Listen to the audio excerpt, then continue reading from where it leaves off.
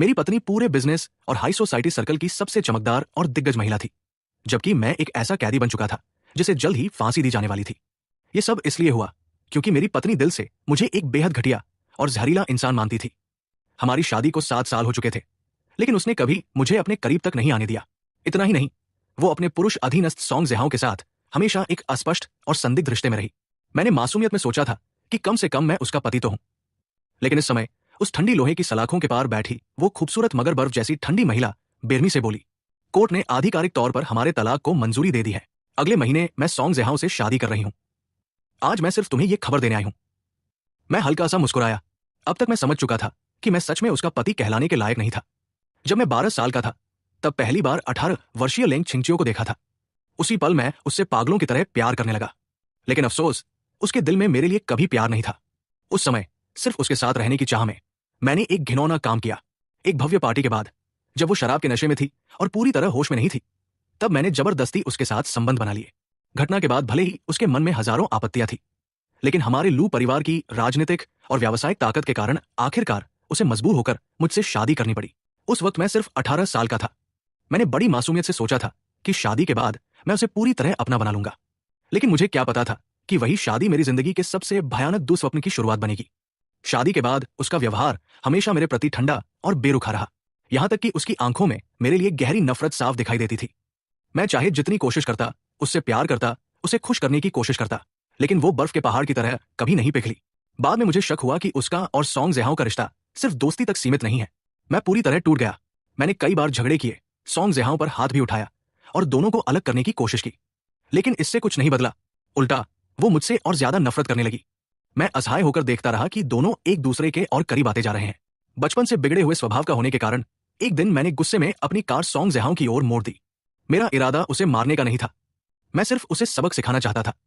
लेकिन यही घटना लेंग छिंगचियो और सॉन्ग जेहाओं के रिश्ते को और गहरा करने का कारण बन गई। उस दिन के बाद उसने सचमुच सॉन्ग जेहाओं की परवाह करनी शुरू कर दी, और मैं फिर वही करता रहा। झगड़े, आरोप और हंगामे। आखिरकार वो मुझसे तलाक लेने पर अड़ गई। शादी बचाने के लिए मैंने एक के बाद एक मूर्खतापूर्ण काम किए। मैंने लोगों से सॉन्ग जेहाओं का अपहरण करवाने की कोशिश की, उसे फंसाने की कोशिश की, उसके खिलाफ साजिशें रची, लेकिन हर बार नतीजा उल्टा ही निकला। मैं अपनी शादी नहीं बचा पाया, बल्कि मैंने खुद ही उसे और सॉन्ग जेहाओं को और करीब ला दिया। अंत में जब उसने हर हाल में मुझसे तलाक लेने का फैसला कर लिया, तो मैं पूरी तरह निराश हो गया। मैंने सोचा कि सॉन्ग जेहाओं के साथ मर जाऊंगा। मैं कार लेकर उसे टक्कर मारने निकल पड़ा, लेकिन उसकी किस्मत अच्छी थी। आखिरी पल में किसी ने उसे धक्का देकर बचा लिया। मेरी कार किसी और को जा लगी, और मेरा अंजाम जेल, मुकदमा, मौत की सजा। मैं कितना बेवकूफ था, एक ऐसी औरत के लिए जो कभी मेरी थी नहीं। मैंने अपनी पूरी जिंदगी बर्बाद कर दी। सलाखों के उस पार बैठी महिला को देखते हुए मैंने निराशा में आंखें बंद कर ली। दिल इतना टूट चुका था कि जीने की कोई वजह नहीं बची थी। सच तो यह था कि हमेशा से मैं ही एक तरफा प्यार करता रहा था। तभी उसके मुड़कर जाने से पहले मेरी भारी और टूटी हुई आवाज गूंजी, छिंगचियो दीदी। वो मुड़ी। मैंने दर्द भरी मुस्कान के साथ कहा, अगर मुझे पहले से पता होता कि अंजाम ऐसा होगा, तो मैं कभी तुमसे प्यार नहीं करता। अगले ही पल मैंने अचानक आंखें खोल दी। मेरे सामने जेल नहीं, बल्कि अस्पताल का कमरा था। कानों में एक परिचित आवाज पड़ी। मैंने सिर घुमाया और देखा कि बिस्तर के पास लेंग छिंगचियो बैठी हुई है। उसे देखते ही मेरे सीने में तेज दर्द उठा। मैं मरा नहीं, मैं अभी भी जिंदा हूं। मैं तो उसे दोबारा देखना भी नहीं चाहता था। फिर मुझे जिंदा क्यों रखा गया? उसने घृणा भरी नजरों से मुझे देखा और कहा, इस बार तुम मर क्यों नहीं गए? मैं हल्के से मुस्कुराया, मैं भी यही जानना चाहता हूं। मेरे शांत जवाब से वो थोड़ी चौंक गई। उसे लगा था कि मैं पहले की तरह चीखूंगा चिल्लाऊंगा, लेकिन इस बार मैं बिल्कुल अलग था। वो ज्यादा नहीं सोच पाई और ठंडे स्वर में बोली, मरना है तो अकेले मरो, दूसरों को मत घसीटो। इतना कहकर वो चली गई। मैं अभी उसके शब्दों का मतलब समझने की कोशिश ही कर रहा था कि ली आंटी कमरे में आ गई। उन्होंने बचपन से मेरी देखभाल की थी, शादी के बाद भी वही मेरी देखभाल करती थी। उन्होंने चिंता से पूछा, यंग मास्टर, आप ठीक तो हैं? कहीं दर्द तो नहीं हो रहा? मेरी आंखें नम हो गई। मैं इस हालत में पहुंच चुका था, फिर भी वो मेरी इतनी चिंता कर रही थी। मैं मुस्कुराया, मैं ठीक हूं, बस अफसोस है कि सीधे मर क्यों नहीं गया। ली आंटी ने आह भरी, यंग मास्टर, आप इतने मूर्ख क्यों हैं? सॉन्ग जेहाओं की कार को टक्कर मारने गए थे, आप खुद भी तो घायल हो सकते थे। आगे से ऐसी हरकत मत कीजिएगा। मैं स्तब्ध रह गया। क्या कहा उन्होंने? मैं सॉन्ग जेहाओं की कार से टकराया था? यह तो बहुत पुरानी बात थी। और फिर मेरा सिर बिल्कुल भी दर्द नहीं कर रहा था, जबकि मुझे तो याद था कि मैंने जेल में दीवार से सिर मारकर आत्महत्या की थी। तब दर्द क्यों नहीं हो रहा? ली आंटी बोली, डॉक्टर ने कहा है कि आपको कोई बड़ी चोट नहीं आई, आज ही घर जा सकते हैं, बाकी बातों की चिंता मत कीजिए। मैडम, और सॉन्ग जेहाओ चाहे कितने भी करीब हो, वो आपकी जगह नहीं ले सकता। जब तक आप उनके पति हैं, वो कुछ नहीं कर सकता। अचानक मैंने उनका हाथ पकड़ लिया। ली आंटी, अपना फोन दीजिए। वो हैरान हुई, लेकिन तुरंत फोन दे दिया। मैंने फोन खोला और स्क्रीन पर तारीख देखकर मेरा दिमाग सुन पड़ गया। ये कैसे हो सकता है? समय 2 साल पीछे चला गया था। कुछ देर तक मैं इस अविश्वसनीय सच्चाई को स्वीकार नहीं कर पाया, लेकिन फिर धीरे धीरे सब समझ में आने लगा। मैंने ली आंटी की ओर देखा। क्या सॉन्ग जेहाओ अभी भी अस्पताल में है? उन्होंने सिर हिलाया। हाँ, वो बगल वाले वार्ड में है। मैं तुरंत उठकर जाने लगा। ली आंटी घबरा गई। उन्हें लगा कि मैं फिर उससे झगड़ा करने जा रहा हूं। उन्होंने जल्दी से मुझे रोका। आप उससे मिलने क्यों जा रहे हैं? ऐसे छोटे आदमी पर ध्यान देने की क्या जरूरत है? मैंने कहा, ली आंटी, आप चिंता मत कीजिए, मैं सॉन्ग जेहाओ के साथ कुछ नहीं करूंगा। उनके मन की बात समझकर मैं हल्का सा मुस्कुरा दिया। अगर सच में मेरा पुनर्जन्म हुआ है, तो अब मैं सॉन्ग जेहाओ की परवाह नहीं करूंगा और नहीं कभी फिर कोई ऐसी हरकत करूंगा जिससे मेरी अपनी जिंदगी बर्बाद हो। उधर बगल वाले वार्ड में सॉन्ग जेहाओ भी अभी अभी होश में आया था। उसका पीला और कमजोर चेहरा ऐसा था कि किसी भी महिला का मन उसे देखकर पिघल जाए। बिस्तर के पास बैठी लेंग छिंगचियो ने नरम स्वर में पूछा, कैसा महसूस कर रहे हो? सॉन्ग जेहाओ मुस्कुराया। मैडम, मैं ठीक हूं। मुझे देखने आने के लिए धन्यवाद, और कृपया मिस्टर लू को दोष मत दीजिए। उन्होंने बस गुस्से में आकर ऐसा कर दिया था। सॉन्ग जेहाओ की ये विनम्रता देखकर लेंग छिंगचियो को मेरी जिद्दी और बचकानी हरकतें और भी नापसंद लगने लगी। उसने मन ही मन सोचा, उसने इस बार तो हद ही कर दी। किसी को कार से टक्कर मारने की कोशिश करना कितना क्रूर और नीच काम है। जितना ज्यादा वह मेरे बारे में सोचती, उतना ही अपने इस विवाह से घृणा करने लगती। वहीं दूसरी ओर सॉन्ग जेहाओ के प्रति उसकी राय धीरे धीरे बदल रही थी। अचानक उसने कोमल स्वर में कहा, जब तुम वापस कंपनी आ जाओ तो 90वीं मंजिल पर शिफ्ट हो जाना। सॉन्ग जेहाओ चौंक गया। मैडम, आपका मतलब सेक्रेटरी डायरेक्टर के पद से है?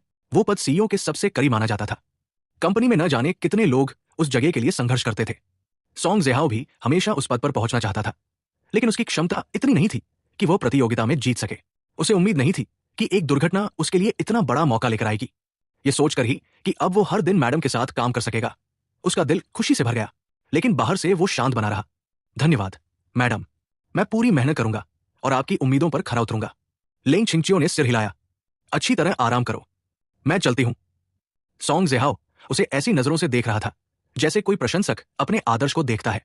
उसकी आंखों में सम्मान, प्रशंसा और मोह साफ दिखाई दे रहा था, और ऐसी नजरें किसी भी महिला को पसंद आती है। जैसे ही लेंग छिंगचियो मुड़ी, उसकी नजर मुझ पर पड़ी। उसकी पहले से ही ठंडी आंखें और भी बर्फ जैसी हो गई। पहले जब भी मैं उसकी ऐसी नजर देखता था, मेरा गुस्सा फूट पड़ता था, लेकिन अब नहीं। इस बार मेरा मन पहले से कहीं ज्यादा शांत था। इस जिंदगी में मैं उसे फिर कभी अपने ऊपर असर नहीं डालने दूंगा। उसने ठंडे स्वर में पूछा, तुम यहां क्या करने आए हो? मैंने मुस्कुराकर कहा, बस सॉन्ग जेहाओ को देखने आया था। असल में मैं ये देखना चाहता था कि क्या वह भी मेरी तरह पुनर्जन्म लेकर आया है या नहीं। क्या सब कुछ पहले जैसा है या बदल चुका है? लेकिन लेंग छिंगचियो को लगा कि मैं फिर कोई तमाशा करने आया हूं। उसने चेतावनी भरे स्वर में पूछा, देख लिया? मैं हंस पड़ा। हाँ, देख लिया। तुम लोग आराम से बात करो। ये कहकर मैं मुड़ गया। लेंग छिंगचियो समझ नहीं पाई कि मैं मुस्कुरा क्यों रहा हूं, और ये भी नहीं समझ पाई कि इस बार मैंने कोई झगड़ा क्यों नहीं किया। इस जन्म में मैंने तो लेंग छिंगचियो को महत्व देना चाहता था, नहीं सॉन्ग जेहाओ को। मैं उन्हें देखना भी नहीं चाहता था। मेरा मन बस इस दुनिया को नए सिरे से देखने के लिए बेचैन था। घर लौटकर खाना खाने के बाद मैं बिस्तर पर लेट गया और अपने पिछले जीवन की सारी घटनाओं को याद करने लगा। सोचते सोचते अचानक बाहर कार के इंजन की आवाज सुनाई दी। लेंग छिंगचियो वापस आ गई थी। वो बहुत कम घर आती थी। मुझे लगा था कि आज के बाद शायद वो कभी वापस नहीं आएगी। कुछ ही देर में वो कमरे में दाखिल हुई। मुझे बिस्तर पर जागते हुए देखकर उसके चेहरे का भाव और ठंडा हो गया। वो सिर्फ कुछ सामान लेने आई थी। सामान उठाकर जैसे ही जाने लगी, मैंने उसे रोक लिया। लेंग छिंगचियो, हमें बात करनी है। उसने बेरुखी से पूछा, किस बारे में? फिर व्यंग्य से हंस पड़ी। जिस बारे में तुम बात करना चाहते हो उसमें मेरी कोई दिलचस्पी नहीं है। उसे लगा कि मैं फिर वही पुरानी बातें छेड़ूंगा, सॉन्ग जेहाओ और उसके रिश्ते की। लेकिन मैंने शांत स्वर में कहा, इस बार तुम्हें जरूर दिलचस्पी होगी। मैंने गहरी सांस ली। मैंने फैसला कर लिया है, हमें तलाक ले लेना चाहिए। लेंग छिंगचियो एकदम चौंक गई। उसकी भौहें सिकुड़ गई। अब कौन सा नया खेल खेल रहे हो? मैंने सिर हिलाया। कोई खेल नहीं। तुम मुझे पसंद नहीं करती और मैं भी अब यह रिश्ता जारी नहीं रखना चाहता, इसलिए तलाक ले लेते हैं। आज पूरे दिन मेरे अजीब व्यवहार को देखकर वो पहले ही उलझन में थी। पहले मैंने उसके प्रति उदासीनता दिखाई, अब मैं खुद तलाक मांग रहा था। वो समझ नहीं पा रही थी कि आखिर मेरे दिमाग में चल क्या रहा है। क्या मैं सच में उससे प्यार करना छोड़ चुका हूं? क्या मैं आखिरकार उसे आजाद कर रहा हूं? उसे इस पर यकीन नहीं था।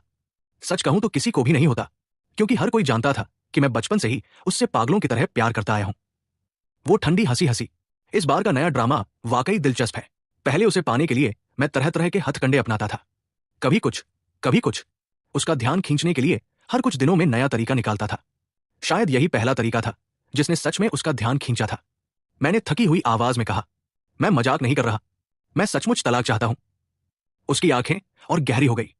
वो धीरे धीरे मेरी ओर बढ़ने लगी। हर कदम के साथ उसके व्यक्तित्व का दबाव और बढ़ता जा रहा था। लेकिन मैं बिना डरे उसकी आंखों में देखता रहा। मेरे चेहरे पर कोई बनावट नहीं थी। फिर भी वो मुझ पर भरोसा नहीं कर सकती थी, क्योंकि उसके अनुसार मैं अभिनय करने में माहिर था। आखिर उसी अभिनय के सहारे मैंने लोगों की सहानुभूति हासिल की थी और उसे मुझसे शादी करने पर मजबूर कर दिया था। मेरे सामने आकर उसने पूछा, तुम सच में तलाक चाहते हो? मैंने बिना झिझक जवाब दिया, पूरी तरह। वो व्यंग्य से मुस्कुराई। मुझे बेवकूफ बनाकर तुम्हें बहुत मजा आता है ना? मैंने सिर हिलाया। मैं तुम्हारे साथ खेल नहीं खेल रहा। अगर तुम्हें यकीन नहीं है तो मैं अभी तलाक के कागजों पर हस्ताक्षर कर देता हूं। मुझे कुछ नहीं चाहिए, न पैसा न संपत्ति, मुझे सिर्फ तलाक चाहिए। उसकी आंखों में सिर्फ ठंडपन और उपहास था। तुम्हें लगता है कि इस समय मैं तलाक के लिए राजी नहीं हो सकती, इसलिए ये चाल चल रहे हो? तभी मुझे एहसास हुआ वो गलत भी नहीं सोच रही थी। इस समय सच में हमारा तलाक होना मुश्किल था। उसकी कंपनी अभी अभी अमेरिका में लिस्ट हुई थी।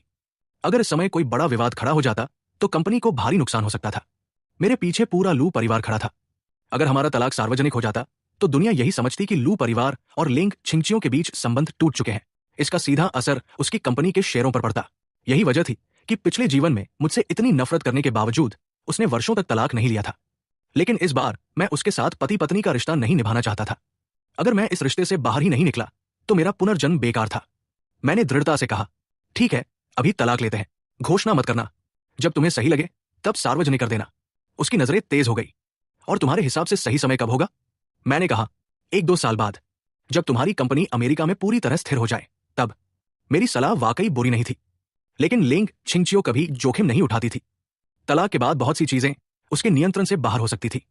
उसने ठंडे स्वर में चेतावनी दी, बेकार कोशिश मत करो। तुम इस तरह मुझे धमका नहीं सकते। तुम जो भी करोगे मेरी नजर में सिर्फ एक मस्खरा ही रहोगे। मैंने आंखें घुमा ली। उसे अभी भी लग रहा था कि मैं उसे ब्लैकमेल कर रहा हूं, लेकिन सच तो यह था कि मैं बस उससे छुटकारा चाहता था, क्योंकि अब मैं उससे प्यार नहीं करता था। उसने बिना पलक झपकाए कहा, बहुत अच्छा, आज जो कहा है उसे याद रखना। जब मैं तलाक लेना चाहूंगी तुम्हें बता दूंगी। ये कहकर वो मुड़ी और जाने लगी। मैंने तुरंत उसका हाथ पकड़ लिया। लेंग छिंगचियो, अभी तलाक ले लेते हैं। मैं कसम खाता हूं किसी को नहीं बताऊंगा। मैं तुम्हारा राज छिपा कर रखूंगा। उसने मेरी ओर बर्फ जैसी ठंडी नजरों से देखा। हाथ छोड़ो। फिर तिरस्कार से बोली, तुम खुद को क्या समझते हो? जब चाहो शादी कर लो और जब चाहो तलाक भी। उसने ठंडे स्वर में कहा, तुम्हें क्या लगता है जब तुम्हारा मन करे शादी कर लो और जब मन करे तलाक भी ले लो? आखिर तुम मुझे समझते क्या हो? लेंग छिंगचियो की पूरी जिंदगी उसकी अपनी मर्जी के मुताबिक चली थी। हर चीज उसके नियंत्रण में रहती थी। सिर्फ मैं ही उसकी जिंदगी का ऐसा हिस्सा था जो कभी उसके बस में नहीं आया। मैंने शांत होकर पूछा, बताओ, क्या करूं ताकि तुम मुझसे तलाक लेने के लिए तैयार हो जाओ? तुम जो भी शर्त रखोगी मुझे मंजूर होगी। वो ठंडी हंसी हंस पड़ी। कोई भी शर्त? तो अभी जाकर मर जाओ। जिस दिन तुम मरोगे उसी दिन मैं तुरंत तलाक ले लूंगी। उसकी बातें सुनकर मेरी आंखें हल्के से कांप उठीं। इस जन्म में मैंने खुद को उससे दूर करने का फैसला कर लिया था, लेकिन उसके मुंह से इतने निर्दयी शब्द सुनकर भी मेरा दिल दर्द से भर उठा। मैं मानता हूं मैं कभी अच्छा पति नहीं था। मैंने कई ऐसी हरकतें की जिनसे वह मुझसे नफरत करने लगी, लेकिन मेरे प्यार में कभी कोई झूठ नहीं था। मैंने सचमुच उसे पूरे दिल से चाहा था। और सबसे बड़ी बात, मैंने कभी उसे सच में नुकसान नहीं पहुंचाया। पिछले जन्म में मैं कितना मूर्ख था। मैं समझ ही नहीं पाया कि वह कितनी ठंडी और भावनाहीन इंसान है। इस जन्म में मुझे हर हाल में उससे दूर होना होगा। मैंने उसकी आंखों में देखते हुए एक एक शब्द साफ कहा, लेंग छिंगचियो, पहले जो कुछ भी हुआ उसमें गलती मेरी थी। मैंने तुम्हारे साथ बहुत गलत किया, लेकिन अब मैं सिर्फ इतना चाहता हूं कि हम दोनों एक दूसरे को आजाद कर दें। मैं कसम खाता हूं तलाक के बाद किसी को भी इसकी खबर नहीं दूंगा। इसे कब सार्वजनिक करना है इसका फैसला पूरी तरह तुम्हारा होगा। मुझे लगा इतनी बात सुनने के बाद शायद वो मान जाएगी। आखिर सबसे ज्यादा तलाक तो वही चाहती थी। लेकिन वो धीरे धीरे मेरे करीब आई। उसकी आवाज में खतरे की ठंडक थी। सच सच बताओ, आखिर तुम्हारे दिमाग में चल क्या रहा है? मैंने सिर हिलाया। कुछ भी नहीं। वो हल्का सा मुस्कुराई, लेकिन उसकी मुस्कान बर्फ से भी ज्यादा ठंडी थी। कोई बात नहीं, तुम जो भी चाल चल रहे हो उसका कोई फायदा नहीं होगा। आज के बाद मेरे सामने कोई नया खेल खेलने की कोशिश मत करना। इतना कहकर वो मुड़ी और चली गई। मैंने सिर पकड़ लिया। ये सब मेरी ही गलती थी। पहले मैं उससे इस कदर प्यार करता था कि अब उसे मेरी किसी भी बात पर भरोसा नहीं रहा। उसे लगता था कि मैं जो भी करता हूं सिर्फ उसे पाने के लिए करता हूं। यहां तक कि अगर मैं सच में तलाक चाहता हूं तो भी उसे यही लगता है कि मैं किसी नए तरीके से उसे परेशान करना चाहता हूं। कभी मैंने उसे पाने के लिए हर संभव कोशिश की थी, और अब उसी से तलाक लेने के लिए मुझे फिर उतनी ही मेहनत करनी पड़ रही थी। क्या इससे बड़ी विडंबना हो सकती है? मेरे दादाजी सेना में बहुत ऊंचे पद पर रह चुके थे। लोग उन्हें सम्मान से जनरल लू कहते थे। लू परिवार का राजनीतिक और व्यावसायिक दोनों क्षेत्रों में जबरदस्त प्रभाव था, इसलिए मैं असली मायनों में एक बड़े खानदान का वारिस था। लेंग छिंगचियो का परिवार भी कम ताकतवर नहीं था। फर्क बस इतना था कि उनका पूरा ध्यान व्यापार पर था। आज उसका बिजनेस साम्राज्य पूरे सी सिटी का नंबर एक समूह बन चुका था। मैं जानता था कि उसकी काबिलियत असाधारण है। बहुत जल्द वह अपने साम्राज्य को पूरी दुनिया तक पहुंचा देगी। उस दिन वो पूरे चीन की सबसे प्रभावशाली और सबसे मूल्यवान महिला बन जाएगी। फिलहाल किसी तरह मैं अभी भी उसके लायक माना जा सकता था, लेकिन उस मुकाम पर पहुंचने के बाद मैं उसके बराबर कभी नहीं रह पाऊंगा। शायद उस समय उसके योग्य सिर्फ कोई राजकुमार ही होगा, लेकिन फिर भी इतनी महान महिला आखिरकार एक साधारण आदमी सोंग ज़ेहाओ से शादी करेगी। यही साबित करने के लिए काफी था कि दोनों का प्यार सच्चा था। मैंने मन ही मन फैसला कर लिया, इस बार मैं उन दोनों को मिलाऊंगा। लेकिन अभी नहीं, मैं इंतजार करूंगा जब तक लेंग छिंगचियो सचमुच सोंग ज़ेहाओ से प्यार नहीं करने लगती। तभी वो खुशी खुशी मुझे तलाक देगी। अगली सुबह मैं लू परिवार की पुरानी हवेली पहुंचा। दादाजी को देखते ही मेरी आंखें भर आई। दादाजी, मैंने भर्राई हुई आवाज में पुकारा। मुझे देखकर उनके चेहरे पर तुरंत मुस्कान खिल उठी। उन्होंने प्यार से पूछा, आ गए मेरे बच्चे? मैंने बात बदलते हुए कहा, दादाजी, आज मेरा कोई काम नहीं है, आज पूरा दिन आपके साथ बिताऊं? मेरी बात सुनकर उनका चेहरा खुशी से चमक उठा। उन्होंने तुरंत सिर हिलाया। अगर मेरा पोता खुद मेरे साथ समय बिताना चाहता है तो इससे बड़ी खुशी मेरे लिए क्या होगी? दादाजी को इतना खुश देखकर मेरा दिल अपराध बोध से भर गया। पिछले जन्म में मैं सचमुच बहुत बड़ा नालायक पोता था। मैंने कभी उनके साथ समय नहीं बिताया। मैं बचपन से ही चंचल और घर से बाहर रहने वाला इंसान था। लेकिन आज मैं पूरे दिन चुपचाप उनके साथ रहा। हमने आंगन में बैठकर शतरंज खेली, फिर बगीचे के मंडप में बैठकर चाय पी और लंबी बातें की। यहां तक कि उनके साथ पुराने क्लासिक नाटक भी बड़े ध्यान से देखे। मेरा ये बदला हुआ व्यवहार देखकर दादाजी को भी अजीब लगने लगा। आखिर उन्होंने पूछ ही लिया, ज़ेछुआन, सच बताओ, बाहर फिर कोई बड़ी मुसीबत खड़ी कर दी है क्या? उन्हें ऐसा इसलिए लगा क्योंकि पहले जब भी मैं कोई बड़ी गलती करता था, घर लौटकर अचानक बहुत आज्ञाकारी और संस्कारी बन जाता था। मैं उनकी चिंता समझ गया। मुस्कुराकर बोला, दादाजी, इस बार सच में ऐसा कुछ नहीं हुआ। बस आपकी बहुत याद आ रही थी, इसलिए सोचा थोड़ा समय आपके साथ बिताऊं। उन्होंने मुझे गौर से देखा। सच, इस बार कोई मुसीबत नहीं खड़ी की? मैंने तुरंत हाथ उठाकर कहा, मैं कसम खाता हूं, इस बार मैंने कोई परेशानी नहीं खड़ी की। मेरी गंभीरता देखकर आखिरकार उन्हें यकीन हो गया। उन्होंने संतोष की सांस ली। बहुत अच्छा, लगता है मेरा शरारती पोता आखिरकार बड़ा और समझदार हो गया है। शाम होते ही दादाजी ने रसोई में खास दावत तैयार करने का आदेश दिया। कुछ ही देर में पूरा डाइनिंग टेबल तरह तरह के स्वादिष्ट व्यंजनों से भर गया। उन्हें देखकर मेरे मुंह में पानी आ गया। मैंने बेसब्री से पूछा, दादाजी, बहुत भूख लगी है, क्या अब खाना शुरू करें? दादाजी मुख्य सीट पर बैठे मुस्कुराए, जरा सब्र करो, अभी एक मेहमान का इंतजार है। इतने में बाहर से बटलर की आवाज आई, सर, मिस लेंग छिंगचियो आ गई है। ये नाम सुनते ही मैंने अनायास दरवाजे की ओर देखा। सफेद डिजाइनर ड्रेस पहने हमेशा की तरह खूबसूरत और शालीन लेंग छिंगचियो अंदर चली आ रही थी। अंदर आते ही उसने बस एक पल के लिए मेरी तरफ देखा, फिर सीधे दादाजी की ओर बढ़ गई। वो मुस्कुराकर बोली, दादाजी, आपकी तबीयत कैसी है? मैं आपके लिए कुछ बढ़िया टॉनिक और सप्लीमेंट्स लाई हूं, बाद में चक्कर बताइएगा कि पसंद आए या नहीं। दादाजी खुशी से खिल उठे, पसंद आएंगे क्यों नहीं, मेरी पोती जो भी लाती है वो मुझे हमेशा पसंद आता है। आओ जल्दी बैठो, हम लोग बस खाना शुरू ही करने वाले थे। मैंने देखा कि वह आकर ठीक मेरे सामने वाली कुर्सी पर बैठ गई। उसी पल मुझे सब समझ आ गया। आज उसका अचानक इस घर आना कोई संयोग नहीं था। जरूर दादाजी ने उसे खुद फोन करके बुलाया होगा। वो बस चाहते थे कि परिवार के साथ एक साधारण डिनर के बहाने हम दोनों के रिश्ते में आई दूरियां कुछ कम हो जाए। दादाजी बस यही चाहते थे कि हम दोनों पति पत्नी के बीच जमी बर्फ कुछ तो पिघले। लेकिन उन्हें क्या पता, समस्या ये नहीं थी कि मैं रिश्ता सुधारना चाहता हूं या नहीं। असल समस्या ये थी कि लेंग छिंगचियो दिल से ही मुझसे कोई रिश्ता रखना नहीं चाहती थी। जब भी वो मुझे देखती, उसकी आंखों की ठंडक इतनी भारी होती कि मुझे सांस लेना तक मुश्किल लगने लगता। खाने की मेज पर दादाजी ने हम दोनों को देखा। हम एक दूसरे के सामने बैठे थे, लेकिन ऐसा लग रहा था जैसे दो अजनबी हों। उन्होंने जानबूझकर गंभीर चेहरा बनाकर मुस्कुराते हुए पूछा, तुम दोनों को आज क्या हो गया है? ज़ेछुआन, सच सच बता, क्या फिर से कोई ऐसी हरकत कर दी जिससे छिंगचियो नाराज हो गई? मैं बिल्कुल नहीं चाहता था कि बात इस तरफ बढ़े। जल्दी से बात बदलते हुए बोला, दादाजी, आप भी ना, इतना मत सोचिए। मुझे तो बस इतनी भूख लगी है कि पेट में चूहे दौड़ रहे हैं, पहले खाना खा लेने दीजिए। मेरी बात सुनकर दादाजी जोर से हंस पड़े। अच्छा अच्छा, चलो अब सब लोग खाना शुरू करो। तुम दोनों दिन भर काम में इतने व्यस्त रहते हो, आज बड़ी मुश्किल से मौका मिला है कि मेरे साथ बैठकर खाना खा रहे हो। आज तुम दोनों को भरपेट खाना होगा, समझे? मैं मुस्कुराकर बोला, जी दादाजी, लेकिन आपको भी खूब खाना होगा, अपनी सेहत का भी ध्यान रखिए। ये कहते हुए मैंने सर्विंग चॉपस्टिक उठाई और दादाजी की प्लेट में उनकी पसंद के नरम और स्वादिष्ट व्यंजन परोसने लगा। हालांकि माहौल थोड़ा अजीब था, लेकिन पूरा डिनर आश्चर्यजनक रूप से काफी अच्छा बीता। मैं लगातार मजाक सुनाकर दादाजी को हंसाने की कोशिश करता रहा। दूसरी ओर दादाजी बीच बीच में लेंग छिंगचियो से बिजनेस और परिवार के कुछ जरूरी मामलों पर चर्चा करते रहे। हम तीनों की वजह से मेज पर कभी सन्नाटा नहीं छाया, लेकिन इस चहल पहल के बीच भी एक अजीब सी दूरी साफ महसूस हो रही थी, क्योंकि मैं और लेंग छिंगचियो पूरी डिनर के दौरान एक दूसरे से एक भी शब्द नहीं बोले। जैसे ही खाना खत्म हुआ, लेंग छिंगचियो तुरंत उठ खड़ी हुई। दादाजी, कंपनी में कुछ जरूरी काम बाकी है, मुझे अभी ऑफिस जाना होगा, आज ज्यादा देर नहीं रुक पाऊंगी, फुर्सत मिलते ही फिर आपसे मिलने आऊंगी। दादाजी ने बाहर का अंधेरा देखा और हैरानी से पूछा, इतनी रात हो गई है, इतना भी क्या काम है जो अभी करना जरूरी है? उसने शांत स्वर में जवाब दिया, कुछ बहुत जरूरी दस्तावेज है, उन पर मुझे खुद साइन और मंजूरी देनी है।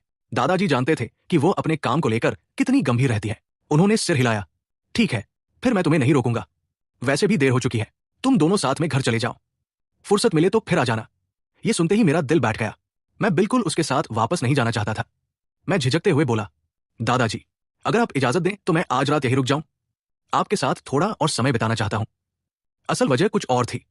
मैं उस ठंडे और वीरान घर में वापस नहीं जाना चाहता था, और उससे भी ज्यादा मैं लेंग छिंगचियो के साथ एक ही छत के नीचे रहना नहीं चाहता था। पुनर्जन्म के बाद मेरे मन में उसके लिए नफरत नहीं बची थी। मैंने पिछले जन्म की सारी कटुता छोड़ दी थी, लेकिन जिस इंसान से कभी मैंने जान से भी ज्यादा प्यार किया हो, उसे अचानक पूरी तरह अजनबी मान लेना इतना आसान नहीं होता। मेरी बात सुनकर दादाजी की भौहें सिकुड़ गई। उन्होंने तेज नजरों से मुझे देखा। मैं तभी से देख रहा हूं, तुम दोनों के बीच कुछ तो गड़बड़ है। अब सच सच बताओ, तुम दोनों के बीच आखिर हुआ क्या है? मैं डर गया कि कहीं ज्यादा चिंता करके उनकी तबीयत खराब न हो जाए। मैंने तुरंत हाथ हिलाते हुए कहा, नहीं दादाजी, ऐसी कोई बात नहीं है, हमारे बीच सब ठीक है। लेकिन दादाजी इतने आसानी से मानने वाले नहीं थे। उन्होंने फिर पूछा, अगर सब ठीक है तो अपनी पत्नी के साथ घर क्यों नहीं जा रहे? तुम दोनों कानूनी तौर पर पति पत्नी हो। असल में उन्हें सबसे ज्यादा हैरानी इस बात की थी कि पहले वाला मैं तो हर वक्त लेंग छिंगचियो के पीछे पीछे घूमता रहता था। जहां वो जाती मैं भी वहीं पहुंच जाता, चाहे कैसी भी जगह क्यों न हो। लेकिन आज मैं खुद उसके साथ घर जाने से बच रहा था। दादाजी की नजर में यह बहुत बड़ी बात थी। मैंने पूरी शांति बनाए रखते हुए फिर वही बहाना दोहराया, दादाजी, सच में आप ज्यादा सोच रहे हैं, मैं बस आपके साथ थोड़ा और समय बिताना चाहता था। लेकिन दादाजी का इरादा साफ था। वो हर हाल में चाहते थे कि हम दोनों साथ रहें। उन्होंने बिना किसी झिझक के कहा, आज तुम पूरा दिन मेरे साथ रहे, मैं बहुत खुश हूं। अब जिद मत करो, जल्दी से छिंगचियो के साथ घर जाओ, जब फुर्सत मिलेगी फिर आ जाना। उनका फैसला सुनकर मेरे पास मानने के अलावा कोई रास्ता नहीं था। मैंने सिर झुकाकर कहा, ठीक है दादाजी, मैं चलता हूं, आप अपना ख्याल रखिएगा, जल्द ही फिर मिलने आऊंगा। मैं जानता था कि अगर मैंने और जिद की तो दादाजी को हमारी शादी पर और ज्यादा शक हो जाएगा। घर से निकलने से पहले दादाजी ने हमें प्यार से देखा और बोले, तुम दोनों दिल से अच्छे बच्चे हो, मुझे भरोसा है कि तुम दोनों जानते हो कि एक दूसरे के साथ कैसे निभाना है। ज्यादा समझाने की जरूरत नहीं, बस खुश रहो। अब देर हो गई है, घर जाकर आराम करो। फिर उन्होंने मेरी तरफ देखकर कहा, जेचुआन, घर पर छिंगचियो की परेशानियों को समझा करो, उसके काम का दबाव बहुत ज्यादा है, एक अच्छे और समझदार पति की तरह उसका साथ देना। मैंने दादाजी की उम्मीदों से भरी नजरों की तरफ देखा। दिल में कड़वाहट थी, लेकिन चेहरे पर मुस्कान लाकर बोला, जी दादाजी, मैं समझ गया। दादाजी से विदा लेने के बाद मैं और लेंग छिंगचियो बिना एक शब्द बोले लू परिवार की हवेली से बाहर निकल आए। मेरे पास कोई दूसरा विकल्प नहीं था। मुझे उसकी काली लग्जरी कार में बैठना ही पड़ा। लेकिन कार जैसे ही हवेली के गेट से बाहर निकली, खामोश माहौल को उसकी बर्फ जैसी ठंडी आवाज ने चीर दिया। लू साहब, मैं सच में जानना चाहती हूं, आखिर तुम अपने ये घटिया ड्रामे कब बंद करोगे? उसकी बात सुनकर मुझे पूरी तरह यकीन हो गया, वो मुझसे सचमुच नफरत करती है। और अब पुनर्जन्म लेकर लौटे मेरे मन में भी सिर्फ एक ही इच्छा बची थी, जितनी जल्दी हो सके उससे तलाक लेकर हमेशा के लिए अलग हो जाऊं। शुरुआत में मैंने सोचा था कि बड़ी तस्वीर को देखते हुए कुछ समय तक इस नाम मात्र की शादी को निभा लूंगा, लेकिन मैं गलत था। हर दिन वो मुझे जिस नफरत भरी नजर से देखती थी, मानो मैं कोई बेहद घिनौना कीड़ा हूं। मैं 2 जिंदगियां जी चुका था, इस बार मैं अपनी इज्जत खोकर नहीं जीना चाहता था। अब मैं खुद को और अपमानित नहीं होने दूंगा। मैं किसी भी कीमत पर उसकी तिरस्कार भरी निगाहें और नहीं सह सकता था। घर लौटने के बाद, घर लौटते ही मेरे अंदर का गुस्सा फूट पड़ा। मैंने उसी रात तुरंत तलाक के कागज साफ सुथरे तरीके से तैयार करके प्रिंट कर लिए। अगली सुबह अभी ठीक से उजाला भी नहीं हुआ था कि मैं उठ बैठा। मेरा इरादा साफ था, जैसे ही लेंग छिंगचियो घर से निकलने लगे, मैं सबसे पहले उसके हाथ में तलाक के कागज थमा दूंगा। लेकिन शायद मैं जरूरत से ज्यादा जल्दी उठ गया था। जब फाइल लेकर नीचे लिविंग रूम में पहुंचा, तब तक लेंग छिंगचियो उठी भी नहीं थी। इंतजार करने के अलावा मेरे पास कोई और रास्ता नहीं था। मैं सोफे पर बैठकर आंखें बंद किए उसका इंतजार करने लगा। लेकिन इंतजार करते करते कब आंख लग गई मुझे खुद पता नहीं चला। थोड़ी देर बाद लेंग छिंगचियो तैयार होकर नीचे आई। जैसे ही उसकी नजर सोफे पर सोए हुए मुझ पर पड़ी, वो कुछ पल के लिए ठिठक गई। उसे सच में हैरानी हुई। उसकी नजर में जब मैं चुपचाप सो रहा था, तब पहली बार मैं थोड़ा अच्छा लग रहा था। मेरे चेहरे पर कोई जिद नहीं थी, कोई हंगामा नहीं था, बस हल्की सी सिकुड़ी हुई भौहें थी, जो मुझे पहले से कहीं ज्यादा शांत और परिपक्व दिखा रही थी। क्योंकि जब मैं जागता था, उसकी नजर में मैं हमेशा एक बिगड़ा हुआ, मनमौजी और घमंडी अमीरजादा ही था। शायद अगर मैं पहले थोड़ा भी समझदारी से पेश आया होता, तो शायद वो मुझसे इतनी नफरत न करती। लेकिन अब इन बातों का कोई मतलब नहीं था। मैं चाहे कितना भी बदल जाऊं, उसके दिल में मेरी जो खराब छवि बन चुकी थी, उसे अब कोई नहीं बदल सकता था। उसकी नफरत बहुत गहरी हो चुकी थी। उसने बस एक पल के लिए मेरी तरफ देखा, फिर बिना कुछ कहे नजर फेर ली। हाई हील्स की आवाज पूरे हॉल में गूंजती रही और वो सीधे दरवाजे की ओर बढ़ गई। जैसे ही वो बाहर निकलने वाली थी, तभी ली आंटी रसोई से नाश्ते की ट्रे लेकर बाहर आई। उन्होंने मुस्कुराकर पूछा, मैडम, आज इतनी जल्दी निकल रही है? कम से कम नाश्ता तो करके जाइए। लेकिन लेंग छिंगचियो ने पीछे मुड़कर देखना भी जरूरी नहीं समझा। उसने सिर्फ 2 ठंडे शब्द कहे, जरूरत नहीं, और बाहर निकल गई। उनकी बातचीत की आवाज से मेरी नींद खुल गई। मैं घबराकर तुरंत उठ बैठा, आंखें मलते हुए दरवाजे की तरफ देखा, लेकिन वहां कोई नहीं था। लेंग छिंगचियो जा चुकी थी। मैं घबरा गया। जल्दी से ली आंटी की तरफ मुड़कर पूछा, ली आंटी, क्या लेंग छिंगचियो अभी निकल गई? उन्होंने हैरानी से मेरी तरफ देखा। हाँ यंग मास्टर, मैडम तो अभी अभी गई है। इतनी घबराहट क्यों है? क्या कोई बहुत जरूरी बात करनी है उनसे? उनकी बात सुनते ही मुझे सब समझ आ गया। अभी थोड़ी देर पहले उन्होंने जानबूझकर ऊंची आवाज में नाश्ते वाली बात कही थी, ताकि मेरी नींद खुल जाए। वो मेरी मदद करना चाहती थी। मैंने उन्हें धन्यवाद कहने का भी समय नहीं लिया। कल रात तैयार किए हुए तलाक के कागज उठाए और हवा की तरफ बाहर भाग पड़ा। जैसे ही मैं हांफता हुआ बंगले के बाहर पहुंचा, मेरी नजर गेट के पास खड़ी एक काली लग्जरी कार पर पड़ी। मैंने शीशे के अंदर झांका और अगले ही पल चौंक गया। ड्राइविंग सीट पर बैठा आदमी सॉन्ग ज़िहाओ था। कल तक जो अस्पताल के बिस्तर पर पड़ा था, आज वो शानदार फिटिंग वाले महंगे सूट में बैठा था। उसका सीधा सादा लेकिन आकर्षक व्यक्तित्व उस सूट में और भी निखर कर सामने आ रहा था। कुछ पल के लिए मैं हैरान रह गया। अभी अभी अस्पताल से छुट्टी मिली है और सुबह सुबह वो मेरे घर क्या कर रहा है? लेकिन अगले ही पल मुझे जवाब मिल गया। अब वो लेंग छिंगचियो का सबसे भरोसेमंद निजी सचिव बन चुका था। एक निजी सचिव का अपनी बॉस को घर से लेकर ऑफिस जाना पूरी तरह सामान्य बात थी। मैंने मन ही मन कड़वी हंसी हंसी। अब समझ में आता है लेंग छिंगचियो आखिर उससे इतना प्यार क्यों करने लगी थी। सॉन्ग ज़िहाओ मेहनती था, जिम्मेदार था और हर काम बेहद सोच समझ कर करता था। उसके जैसे इंसान के सामने मैं सचमुच एक बिगड़ा हुआ अमीरजादा ही लगता था। बचपन से मिली हर जिद, हर घमंड, हर लापरवाही सब और भी बदसूरत दिखाई देती थी। पिछले जन्म में हमारे बीच जो कुछ हुआ था, उसके बाद इस जन्म में मैंने फैसला किया था कि मैं सॉन्ग ज़िहाओ से कभी दुश्मनी नहीं रखूंगा, न उसे नुकसान पहुंचाऊंगा, न उसके रास्ते में आऊंगा। लेकिन जब आज मैंने उसे इतनी करीब से देखा, तो दिल में फिर भी एक हल्का सा दर्द उठ ही गया, एक अजीब सी कसक, जिसे मैं चाहकर भी पूरी तरह मिटा नहीं पाया। मैंने मन ही मन लंबी सांस ली। तुम दोनों आखिर कब साथ आओगे? जल्दी से अपने प्यार का इजहार करो और शादी कर लो। मैंने मन ही मन कसम खाई, जिस दिन ये दोनों खुलकर अपने रिश्ते का ऐलान करेंगे। मैंने मन ही मन कसम खाई, जिस दिन ये दोनों खुलकर अपने रिश्ते का ऐलान करेंगे, उस दिन मैं पूरे शहर की सबसे महंगी और बेहतरीन शैंपेन खरीदूंगा, बोतल खोलकर जी भरकर जश्न मनाऊंगा, क्योंकि उसी दिन मैं इस दुस्वप्न जैसी शादी से हमेशा के लिए आजाद हो जाऊंगा। मैं वही खड़ा कार की खिड़की से सॉन्ग ज़िहाओ को देख रहा था। शायद उसे मेरे देखने का एहसास हो गया। वो अचानक मुड़ा और उसकी नजर सीधे मुझ पर पड़ी। मुझे इतनी सुबह हाथ में फाइल लेकर बाहर खड़ा देखकर वो साफ तौर पर चौंक गया। उधर पीछे की सीट पर बैठी लेंग छिंगचियो आंखें बंद करके आराम कर रही थी। सॉन्ग ज़िहाओ के चेहरे का बदला हुआ भाव देखकर उसने भी उसकी नजर का पीछा किया। जैसे ही उसने मुझे देखा, उसकी खूबसूरत आंखें तुरंत सतर्क हो गई। उसे लगा मैं फिर कोई नया तमाशा करने आया हूं। उसकी नजर से नजर मिलते ही मेरा ध्यान वापस वर्तमान में आ गया। तभी मुझे अपना असली मकसद याद आया। मैं तेजी से कार के पास गया और फाइल उसकी तरफ बढ़ाते हुए बोला, ये तुम्हारे लिए है, इसे जरूर पढ़ना। पढ़ने के बाद मुझे जवाब देना। असल में मैं कहना चाहता था कि इसमें तलाक के कागज है, लेकिन हमारे तलाक की बात फिलहाल किसी और को पता नहीं चलनी चाहिए थी, इसलिए मैंने सिर्फ इतना ही कहा। लेंग छिंगचियो ने ठंडे स्वर में पूछा, क्या है इसमें? मैंने मुस्कुराकर कहा, पढ़ोगी तो खुद समझ जाओगी, लेकिन इसे सिर्फ तुम ही पढ़ना। मैंने जबरदस्ती फाइल उसके हाथ में थमा दी, फिर मुड़कर चला गया। चलते चलते भी बार बार यही कहता रहा, याद से जवाब देना। लेंग छिंगचियो ने हल्का सा भौहें सिकोड़ ली। वो समझ नहीं पा रही थी कि आखिर मैं क्या करना चाहता हूं, लेकिन उसने कुछ पूछा नहीं। कार आगे बढ़ गई। ऑफिस पहुंचने के बाद जब वो कार से उतरी तो उसकी नजर एक बार फिर उस फाइल पर पड़ी। कुछ पल सोचने के बाद वो उसे अपने साथ अंदर ले गई, लेकिन ऑफिस पहुंचते ही काम का ढेर उसका इंतजार कर रहा था। वो लगातार मीटिंग और फाइलों में उलझी रही और देखते ही देखते मेरी दी हुई फाइल पूरी तरह उसके दिमाग से निकल गई। मैं पूरे दिन उसके जवाब का इंतजार करता रहा, लेकिन कोई जवाब नहीं आया। क्या वो अब भी तलाक के लिए तैयार नहीं है? मैंने तो समझौते में सब कुछ साफ साफ लिख दिया था। मैंने ये तक लिख दिया था कि मैं कभी भी हमारे तलाक की बात किसी को नहीं बताऊंगा। अगर मैंने वादा तोड़ा तो मैं उसे 10 करोड़ युआन, लगभग 1 करोड़ आरएमबी का हर्जाना दूंगा। मेरे पास तो इतने पैसे थे ही नहीं, और लू परिवार भी मेरे लिए इतनी बड़ी रकम कभी नहीं देता।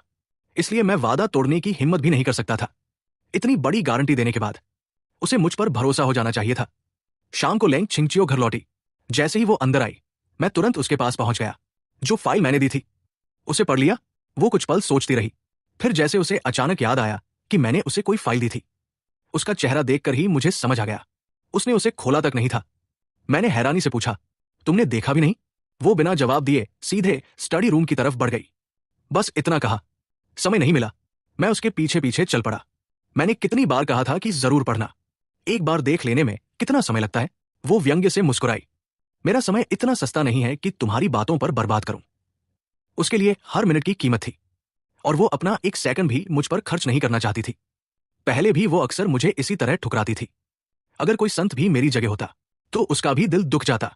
मैंने गहरी सांस लेकर कहा, उसमें तलाक के कागज है। अगर तुम पढ़ लेती तो यकीनन तलाक के लिए मान जाती। खैर, अगर नहीं पढ़ा तो कोई बात नहीं, मैं अभी नई कॉपी निकाल देता हूं। यह सुनते ही उसका चेहरा बर्फ जैसा ठंडा हो गया।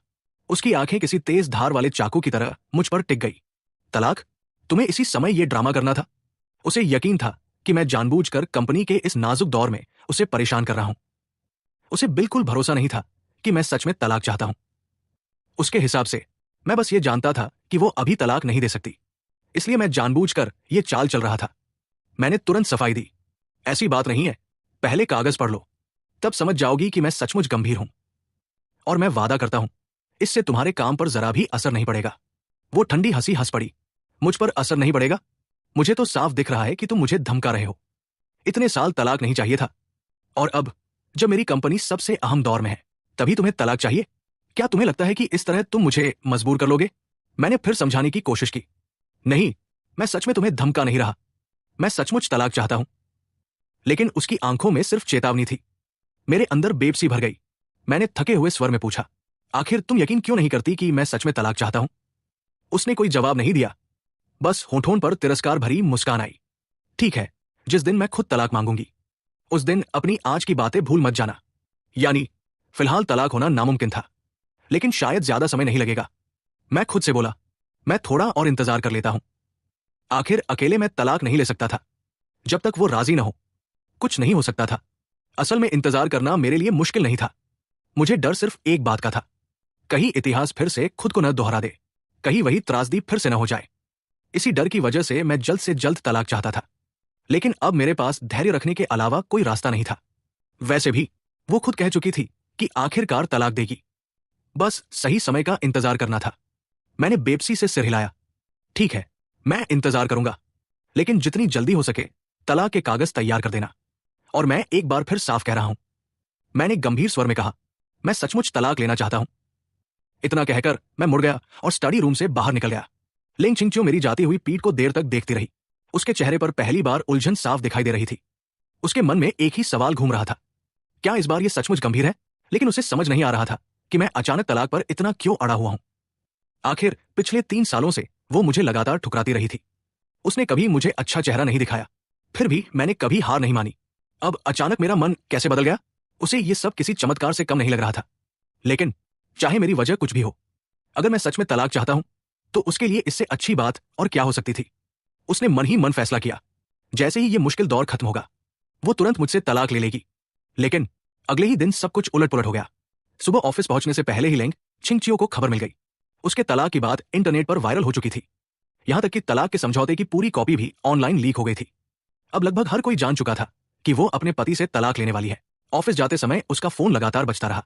हर कॉल पर वही सवाल था, क्या तलाक की खबर सच है? आखिरकार परेशान होकर उसने फोन ही बंद कर दिया। ऑफिस पहुंचते ही वो तेज कदमों से अंदर गई। उसके पीछे 7-8 सहायक और सचिव चल रहे थे। उसने बर्फ जैसे ठंडे स्वर में पूछा, आखिर ये सब हुआ कैसे? उसकी तीखी नजर देखकर सबके चेहरे का रंग उड़ गया। वैसे भी वो बिना गुस्सा किए ही लोगों पर दबाव बना देती थी, और जब सच में नाराज हो जाए तो कोई भी उसके सामने बोलने की हिम्मत नहीं करता था। पूरा कमरा खामोश हो गया। तभी मुख्य सचिव सॉन्ग जेहाओ आगे बढ़ा। मैडम, ये हमारी लापरवाही थी। कल आपकी मेज पर रखा हुआ फाइल बैग गलती से खुल गया था।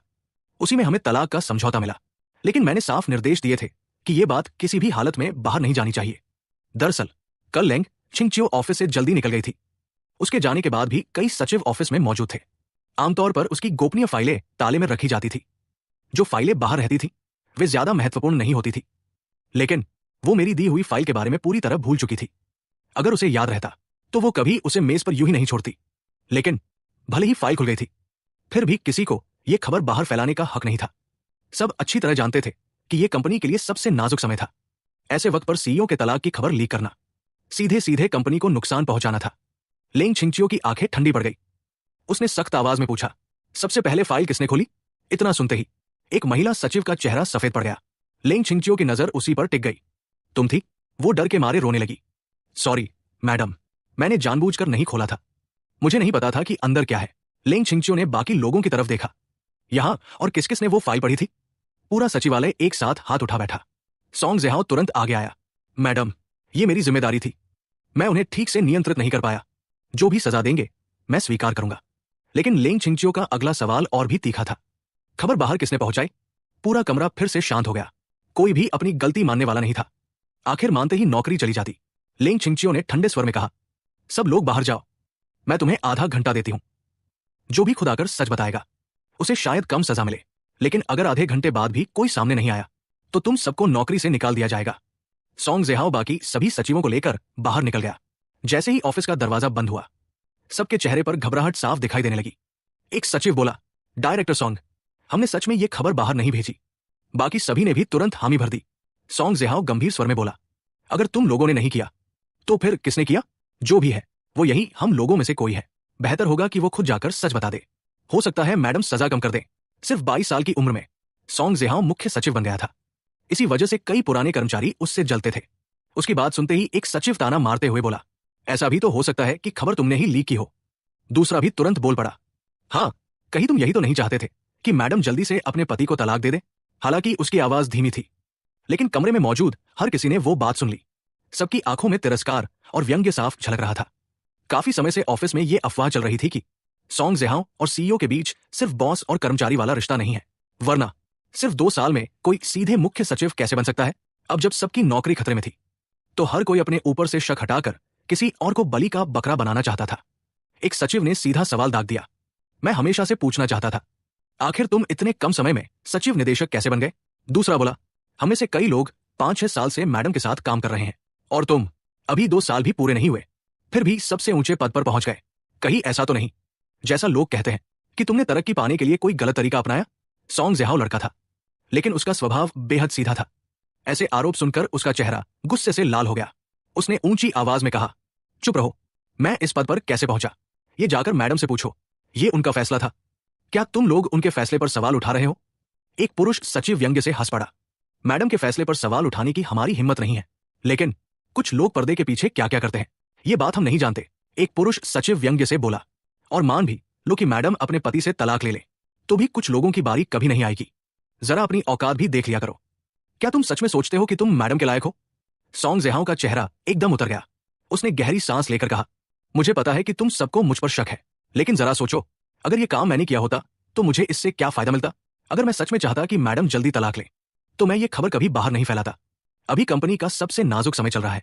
अब जब बात बाहर निकल चुकी है तो मैडम के लिए तलाक लेना और भी मुश्किल हो जाएगा। उसकी बात बिल्कुल सही थी। अफवाहों को शांत करने के लिए अब लेंग छिंगचियो के लिए फिलहाल तलाक लेना लगभग नामुमकिन था, लेकिन वो पुरुष सचिव फिर भी नहीं माना। कौन जाने तुम्हारे दिमाग में क्या चल रहा हो? वैसे भी तुम्हारी इतनी जल्दी प्रमोशन होना ही सबसे बड़ा शक है। अगर खुद को बेगुनाह साबित करना चाहते हो तो पहले सच सच बताओ, आखिर तुम्हें इतनी जल्दी प्रमोशन मिला कैसे? सॉन्ग जेहाओ चुप रह गया। वो क्या जवाब देता? क्या वह सबको यह बताता कि सीईओ के पति ने उसे मारने की कोशिश की थी और उसी अपराध बोध में मैडम ने उसे विशेष प्रमोशन दिया? ये बात वह किसी भी हालत में नहीं कह सकता था। उसकी चुप्पी देखकर बाकी लोगों का शक और गहरा हो गया। एक सचिव बोला, डायरेक्टर सॉन्ग, मेरा मानना है कि आपको खुद जाकर सब मान लेना चाहिए। कम से कम हमारी नौकरी तो बच जाएगी। दूसरा भी बोला, हाँ, वैसे भी मैडम तुम्हारे साथ कुछ नहीं करेंगी। जाकर सच बता दो। अगर नहीं भी बताओगे तो भी हमें पूरा यकीन है कि यही सब तुमने किया है। सॉन्ग जेहाओ ने कभी नहीं सोचा था कि एक दिन उसके अपने ही साथी उस पर टूट पड़ेंगे। वे लगभग उसे जबरदस्ती जुर्म कबूल करवाना चाहते थे, लेकिन अकेला वह सबके सामने कुछ साबित भी नहीं कर पा रहा था। उसी समय यह पूरा दृश्य अभी अभी ऑफिस पहुंची लिन नुआनुआन ने देख लिया। वो लिंग छिंगचियो की सबसे करीबी दोस्त थी। आज वो खास तौर पर तलाक वाली खबर पूछने आई थी। उसने देखा सॉन्ग जेहाओ अकेला सबके निशाने पर खड़ा था। उसकी हालत देखकर उसे थोड़ी सहानुभूति हुई। वो उसे पहले से जानती थी। पिछले साल कंपनी की आर्किटेक्चरल डिजाइन प्रतियोगिता में सॉन्ग जेहाओ ने पहला पुरस्कार जीता था। उसकी प्रतिभा पर किसी को शक नहीं था, लेकिन वो अभी बहुत युवा था, बहुत सीधा साधा भी। शायद इसी वजह से लोग उसे आसानी से निशाना बना रहे थे। आखिरकार लिन नुआनुआन से रहा नहीं गया। वो आगे बढ़ी और सख्त आवाज में बोली, यहां क्या हो रहा है? सब लोग एक साथ उसकी तरफ मुड़े। मिस लिन। एक पल में पूरे ऑफिस में सन्नाटा छा गया। किसी की हिम्मत नहीं हुई एक शब्द बोलने की। सब यही सोच रहे थे कि उसने अभी कितना सुन लिया होगा। लिन नुआनुआन बिना कुछ कहे सीधे सीईओ के ऑफिस में चली गई। अंदर लिंग छिंगचियो पब्लिक रिलेशन विभाग से फोन पर बात कर रही थी। वो इंटरनेट पर फैली खबर को संभालने के निर्देश दे रही थी। लिन नुआनुआन को देखकर उसने फोन रख दिया। तुम यहां कैसे? लिन नुआनुआन ने सीधे पूछा। क्या तुम सच में तलाक लेने वाली हो? लिंग छिंगचियो ने इस सवाल का सीधा जवाब नहीं दिया, बस बोली, फिलहाल मैं सिर्फ ये जानना चाहती हूं कि खबर बाहर किसने पहुंचाई। तब लिन नुआनुआन ने बाहर हुई पूरी घटना उसे विस्तार से बता दी। फिर पूछा, अब तुम क्या करने वाली हो? लिंग छिंगचियो के चेहरे पर कोई खास बदलाव नहीं आया। उसने शांत स्वर में कहा, अगर उसने नहीं किया तो उसे मानने की क्या जरूरत है? इतने में दरवाजे पर दस्तक हुई। अंदर आओ। सॉन्ग जेहाओ अकेला अंदर आया। लिंग छिंगचियो ने सीधे पूछा, जांच का क्या नतीजा निकला? खबर किसने लीक की? सॉन्ग जेहाओ ने सिर झुकाकर कहा, मैडम, ये मेरी लापरवाही थी। मैं इस्तीफा देने को तैयार हूं। लिंग छिंगचियो की आवाज और ठंडी हो गई। तो क्या यह सब तुमने किया था? सॉन्ग जेहाओ ने सिर हिलाया। चाहे जिसने भी किया हो, जिम्मेदारी मेरी है। मेरी गलती की वजह से कंपनी को नुकसान हुआ। मैं पूरी जिम्मेदारी लेने को तैयार हूं। लिन नुआनुआन ने भौहें सिकोड़ ली। उसे तुरंत समझ आ गया, सॉन्ग जेहाओ दूसरों का दोष अपने सिर ले रहा था। लिंग छिंगचियो ने शांत स्वर में पूछा, तो यही फैसला हुआ है? तुम अकेले सारी जिम्मेदारी उठाओगे? सॉन्ग जेहाओ घबरा गया। नहीं, यह मेरा अपना फैसला है। इसका किसी और से कोई लेना देना नहीं। लेकिन जितना वो दूसरों को बचाने की कोशिश कर रहा था, उतना ही साफ हो रहा था कि असली दोषी वो नहीं है। ऊपर से अभी अभी मिली जानकारी ने भी लिंग छिंगचियो का शक लगभग खत्म कर दिया था। उसे समझ आ गया, सॉन्ग जेहाओ सिर्फ बाकी लोगों को बचाने के लिए बलि का बकरा बन रहा है। उसने आदेश दिया, बाकी सबको अंदर बुलाओ। कुछ ही देर में सभी सचिव फिर से ऑफिस में खड़े थे। लिंग छिंगचियो ने सबकी तरफ देखा। उसकी आवाज बेहद ठंडी थी। तुम सब कई सालों से मेरे साथ काम कर रहे हो, मेरे काम करने का तरीका भी अच्छी तरह जानते हो, लेकिन आज तुम में से एक भी इंसान सच बोलने की हिम्मत नहीं जुटा पाया। तुम सबने मुझे बेहद निराश किया है। सबने शर्म से सिर झुका लिया। लिंग छिंगचियो ने और समय बर्बाद नहीं किया। जब कोई सच बोलना ही नहीं चाहता, तो फिर तुम सबकी यहां कोई जरूरत नहीं। आज से तुम सब नौकरी से निकाले जाते हो। तुम्हारी जगह नए लोग आ जाएंगे। कंपनी की तरफ से जो मुआवजा बनता है वो पूरा दिया जाएगा। ये सुनते ही सबके चेहरे पीले पड़ गए। लिंग ग्रुप जैसी कंपनी छोड़ने के बाद उन्हें इतनी अच्छी नौकरी दोबारा कहां मिलती? उन्होंने बहुत मेहनतें की, लेकिन लिंग छिंगचियो अपना फैसला बदलने वालों में से नहीं थी। उसके मुताबिक यह जानकारी किसी अंदरूनी जासूस ने जानबूझकर लीक की थी। मकसद साफ था, कंपनी को उसके सबसे अहम समय पर भारी नुकसान पहुंचाना। जब असली गद्दार का पता नहीं चल सकता, तो वो पूरे समूह को ही हटा देना बेहतर समझती थी। उसका सिद्धांत हमेशा एक ही था, गलती से किसी निर्दोष को सजा मिल जाए ये मंजूर है, लेकिन असली गुनहगार कभी बचना नहीं चाहिए। सब समझ चुके थे कि अब कुछ नहीं हो सकता। उसी समय लिंग छिंगचियो ने सॉन्ग जेहाओ की तरफ देखा। डायरेक्टर सॉन्ग, हालांकि इस मामले में तुम्हारी भी लापरवाही रही है, लेकिन कम से कम तुमने जिम्मेदारी लेने की हिम्मत दिखाई, इसलिए मैं तुम्हें नौकरी से नहीं निकालूंगी। आज से तुम्हारा तबादला वापस डिजाइन विभाग में किया जाता है। कोई आपत्ति है? सॉन्ग जेहाओ ने तुरंत सिर उठाया। उसकी आंखों में राहत साफ दिखाई दे रही थी। कोई आपत्ति नहीं मैडम। उसके लिए इतना ही काफी था कि नौकरी बच गई। हालांकि दिल के किसी कोने में उसे दुख भी था।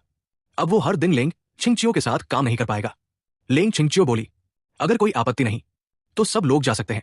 इतने में एक सचिव हिम्मत करके बोला, मैडम, यह फैसला बिल्कुल न्याय संगत नहीं है। लिंग छिंगचियो की ठंडी नजर उस पर जा टिकी। जिम्मेदारी से भागना, क्या तुम्हें वही न्याय लगता है? अगर आगे भी सीसीटी में नौकरी करनी है तो समझदार बनना सीखो, वरना मैं तुम्हें पूरे शहर में ब्लैकलिस्ट कर दूंगी। फिर कोई भी कंपनी तुम्हें नौकरी नहीं देगी।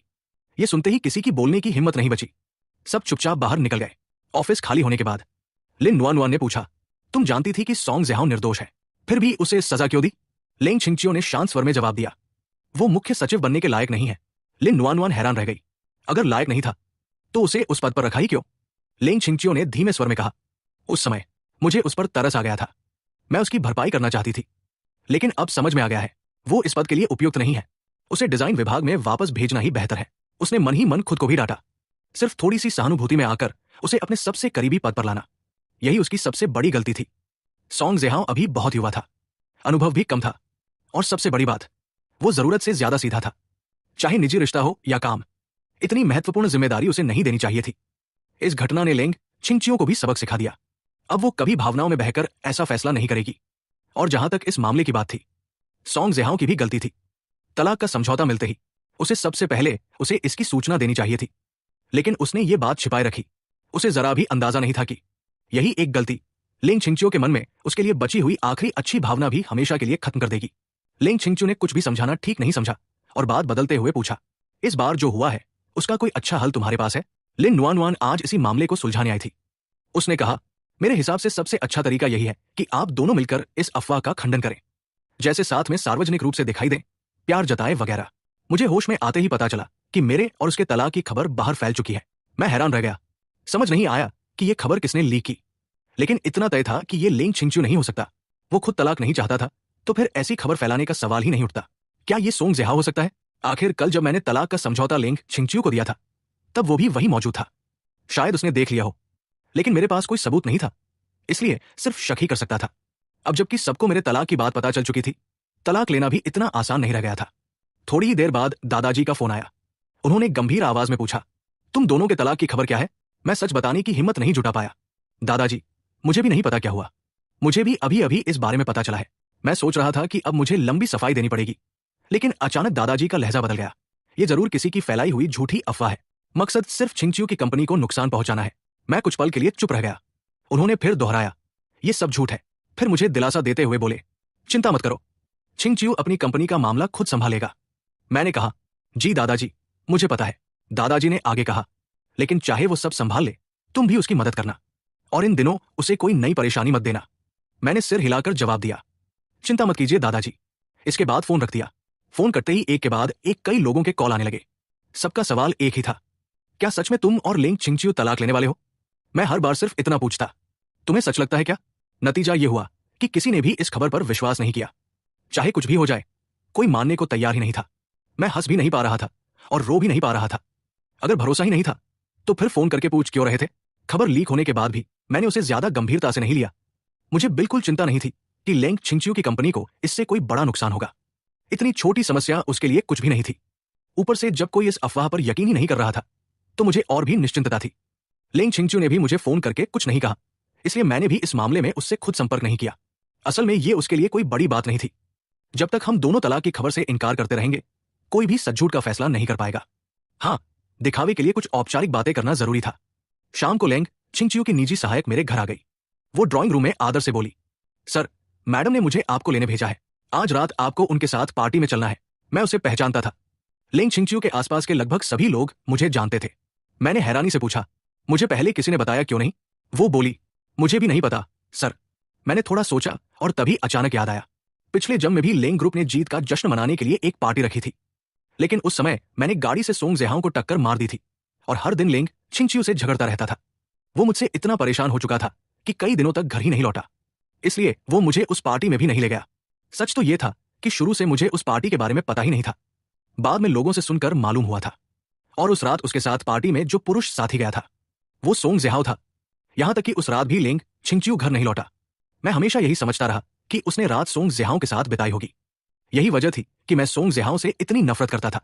उस समय मेरा दिल बार बार यही कहता था कि लेंग छिंगचियो का उसके प्रति रवैया बाकी लोगों से अलग है।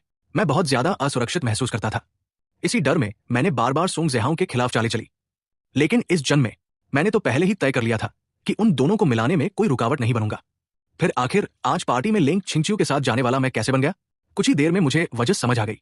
आज ही हमारे तलाक की अफवाह फैली थी। वो मुझे अपने साथ इसलिए ले जाना चाहता था ताकि सबके सामने इस अफवाह को झूठ साबित कर सके। सचमुच किस्मत भी अजीब खेल खेलती है। पिछले जन्म में जिस पार्टी में जाने की मैंने बहुत इच्छा की थी, वहां जाने का मौका नहीं मिला, और इस जन्म में जब मेरा बिल्कुल मन नहीं था, तब वही मौका खुद चलकर मेरे पास आ गया।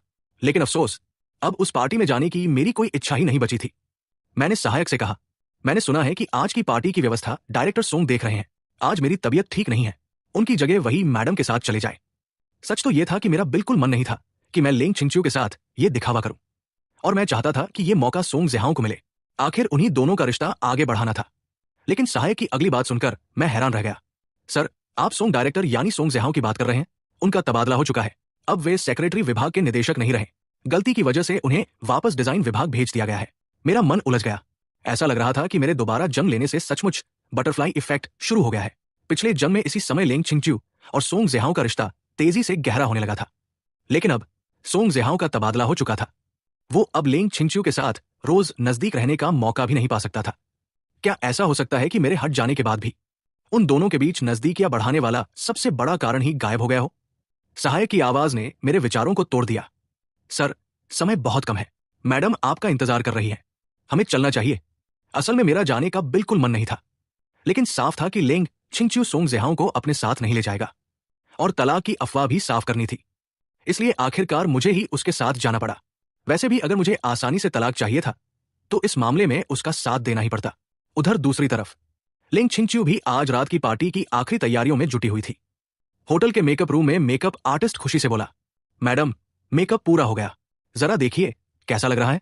लेंग छिंगच्यू ने धीरे धीरे आंखें खोली। जैसे ही उसकी नजर आईने पर पड़ी, वो खुद को देखकर कुछ पल के लिए ठिठक गई। आईने में उसका सलीके से बंधा हुआ ऊंचा जुड़ा था, जिससे उसका चिकना माथा और खूबसूरत गर्दन साफ दिखाई दे रही थी। उसके चेहरे की हमेशा रहने वाली ठंडी और गंभीर छवि मेकअप आर्टिस्ट की कला से आज कुछ नरम और चंचल लग रही थी। उसे देखकर किसी का भी मन उसे एकटक देखते रहने का हो जाए।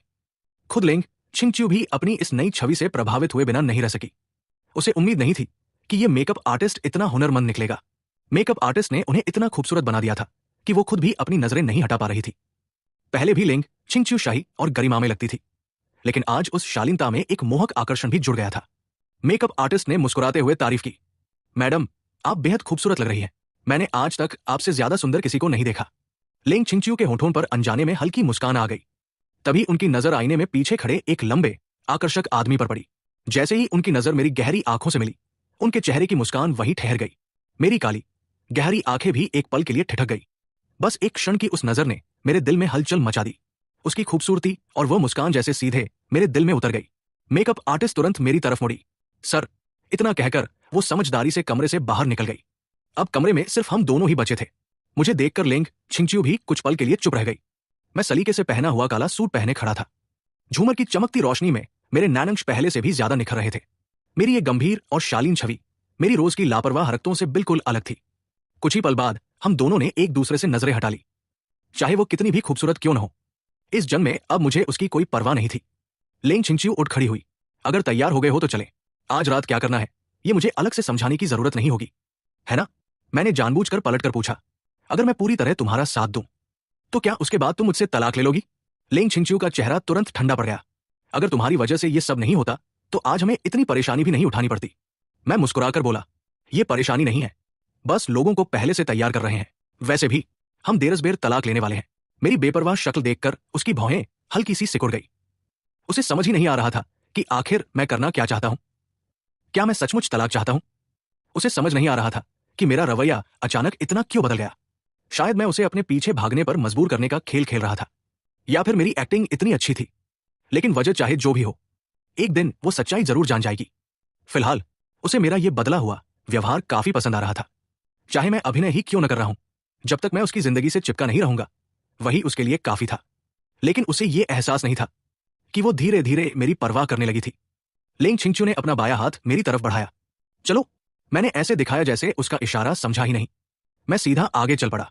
मुझे उसका हाथ पकड़ने का बिल्कुल मन नहीं था, लेकिन तभी उसकी ऊंची हील के कारण उसका पैर मुड़ गया। 2 कदम चलते ही वो लड़खड़ा गई। पीछे से उसकी हल्की सी चीख सुनाई दी। उसे लगा कि अब वो जरूर जमीन पर गिर जाएगी, लेकिन गिरने से ठीक पहले एक मजबूत बाह ने उसकी कमर थाम ली। उसका पूरा शरीर मेरे चौड़े सीने से आ लगा। ये एहसास उसके लिए अनजाना नहीं था। वो मेरी खुशबू को अच्छी तरह पहचानती थी। पहले जब भी उसे मेरी मौजूदगी महसूस होती, उसके मन में सिर्फ नफरत पैदा होती थी। लेकिन इस बार जैसे ही उसे होश आया, वो घबराकर ऐसे पीछे हटी मानो किसी ने उसे सुई चुभो दी हो। मैं भी एक कदम पीछे लड़खड़ा गया। मेरी उंगलियों में अभी भी उसकी मुलायम कमर का एहसास बाकी था। लेंग छिंगच्यू के चेहरे पर घबराहट थी, लेकिन उसके भीतर कहीं एक अजीब सी खालीपन की भावना भी उठी। हालांकि उसने उस पर ध्यान नहीं दिया। चलो, मैं ठीक हूं। उसने तुरंत खुद को संभाल लिया, जैसे कुछ हुआ ही ना हो। फिर वो मेरे पास आई और दोबारा अपना हाथ मेरी बाह में डाल दिया। जब अभिनय करना ही है तो कम से कम असली जैसा तो लगे। इस बार मैंने मना नहीं किया। मैंने भी उसकी बाह थाम ली और हम दोनों साथ साथ बैंक्वेट हॉल में दाखिल हुए। मंच पर खड़ा एंकर जोश से बोला, अब जोरदार तालियों के साथ स्वागत कीजिए लेंग ग्रुप की सीईओ मिस लेंग और उनके पति मिस्टर लू। पूरा हॉल तालियों की गड़गड़ाहट से गूंज उठा। हम दोनों धीरे धीरे मंच के पीछे से बाहर आए। स्पॉटलाइट सीधे हम पर आकर रुकी। हम दोनों की शानदार मौजूदगी ने वहां मौजूद हर व्यक्ति का ध्यान अपनी ओर खींच लिया। लोग आपस में बातें करने लगे। मिस लेंग तो आज कमाल की खूबसूरत लग रही है, उनके हर कदम में रॉयल अंदाज झलक रहा है, लेकिन उनके पति भी किसी फिल्म स्टार से कम नहीं है। दोनों साथ में सचमुच मेड फॉर ईच अदर लगते हैं। यही तो असली जिंदगी के विजेता है। रुतबा, परिवार, दौलत, खूबसूरती, इनके पास किसी चीज की कमी नहीं है। यहां तक कि जीवन साथी भी इतना परफेक्ट है। हॉल में मौजूद लगभग हर व्यक्ति हमारी जोड़ी से प्रभावित था। सिर्फ एक इंसान, कोने में खड़ा सोंग ज़ेहाओ, हमें जलती हुई नजरों से देख रहा था। उसने अनजाने में हाथ में पकड़ा हुआ गिलास कसकर पकड़ लिया। दिल की कसक चाहे जितनी दबाने की कोशिश करता, दब नहीं रही थी। आज रात सीईओ के साथ इस पार्टी में उसके होने की उम्मीद थी। उसे लगता था कि आज वो उनके साथ सबके सामने खड़ा होगा, लेकिन किस्मत ने उसके साथ बहुत बड़ा मजाक कर दिया। उसे लगा था कि आज उसकी किस्मत चमक जाएगी, लेकिन आखिर में उसके हाथ कुछ भी नहीं आया। वो जानता था कि अपनी पत्नी के साथ पार्टी में आना सीईओ के लिए बिल्कुल स्वाभाविक बात थी। फिर भी उसके दिल की उदासी किसी भी तरह कम नहीं हो रही थी। उसने चुपचाप शराब का एक घूंट पिया, फिर मन ही मन खुद को समझाने लगा, सीईओ शादीशुदा है, उनका अपना पति है, मुझे उनसे प्यार नहीं करना चाहिए, मैं ऐसा नहीं कर सकता। भाषण खत्म करने के बाद लेंग छिंगच्यू मेरे साथ मंच से नीचे उतरी। मैंने हमेशा की तरह उसका हाथ थामकर सीढ़ियां उतरने में उसकी मदद की। वो हल्का सा चौंकी। उसने सिर उठाकर मेरी तरफ देखा। मैंने उसे एक गर्मजोशी भरी मुस्कान दी। मेरी वो उजली मुस्कान देखकर वो फिर कुछ पल के लिए खो गई। हालांकि उसने अगले ही पल खुद को संभाल लिया। इतनी हल्की सी प्रतिक्रिया किसी और की नजर में नहीं आई, लेकिन मैंने सब देख लिया। मैं उसकी इस प्रतिक्रिया से काफी संतुष्ट था। अगर वो मेरे सामने अभिनय कर सकती है तो मैं भी कर सकता हूं। अब देखते हैं सबसे पहले इस अभिनय को सच कौन मान बैठता है। लेकिन बाकी लोगों को हमारे दिल की बातें कहाँ पता थी। उन्हें तो बस इतना दिख रहा था कि हम एक दूसरे से बेहद प्यार करने वाले पति पत्नी हैं। अगर दोनों के बीच प्यार न होता तो उनके चेहरे पर इतनी सहज और स्वाभाविक कोमलता कभी दिखाई ही नहीं देती। इसलिए तलाक की खबर सिर्फ एक अफवाह थी। किसी ने जानबूझकर लेंग ग्रुप को नुकसान पहुंचाने के लिए यह झूठ फैलाया था। और अगर सच में हमारा तलाक भी होना होता तो भी हम इतने महत्वपूर्ण समय में उसे पूरे शहर की चर्चा कभी नहीं बनने देते। यही सोचकर सबने मान लिया कि यह सिर्फ अफवाह है। लेंग छिंगच्यू का मकसद पूरा हो चुका था। आज रात की बातें जल्द ही हर तरफ फैल जाएंगी और तलाक की अफवाह अपने आप खत्म हो जाएगी। मैं लगातार उसकी बात थामे उसके साथ खड़ा रहा। हर मेहमान के टोस्ट और शुभकामनाओं का साथ साथ जवाब देता रहा। लेकिन काफी देर तक खड़े रहने की वजह से मेरा लो ब्लड शुगर फिर से बढ़ गया। अब मुझसे ठीक से खड़ा भी नहीं हुआ जा रहा था। मुझे चक्कर आने लगे। ऐसा लग रहा था जैसे दिमाग तक ऑक्सीजन ठीक से नहीं पहुंच रही हो। मेरी प्रतिक्रिया भी धीमी पड़ने लगी। लेंग छिंगच्यू ने तुरंत मेरी हालत भांप ली। वो मेरी तरफ झुककर धीरे से बोली, क्या हुआ? मैंने ऊपर झूलते हुए झूमर की तरफ देखा। उसे देखते ही सिर और ज्यादा घूमने लगा। मैंने धीमी आवाज में कहा, मेरा सिर बहुत चकरा रहा है। इतने में ऊपर लगा विशाल क्रिस्टल का झूमर अचानक टूटकर नीचे गिरने लगा। किसी ने जोर से चीख कर कहा, सावधान। अगले ही पल एक जबरदस्त धक्का लगा।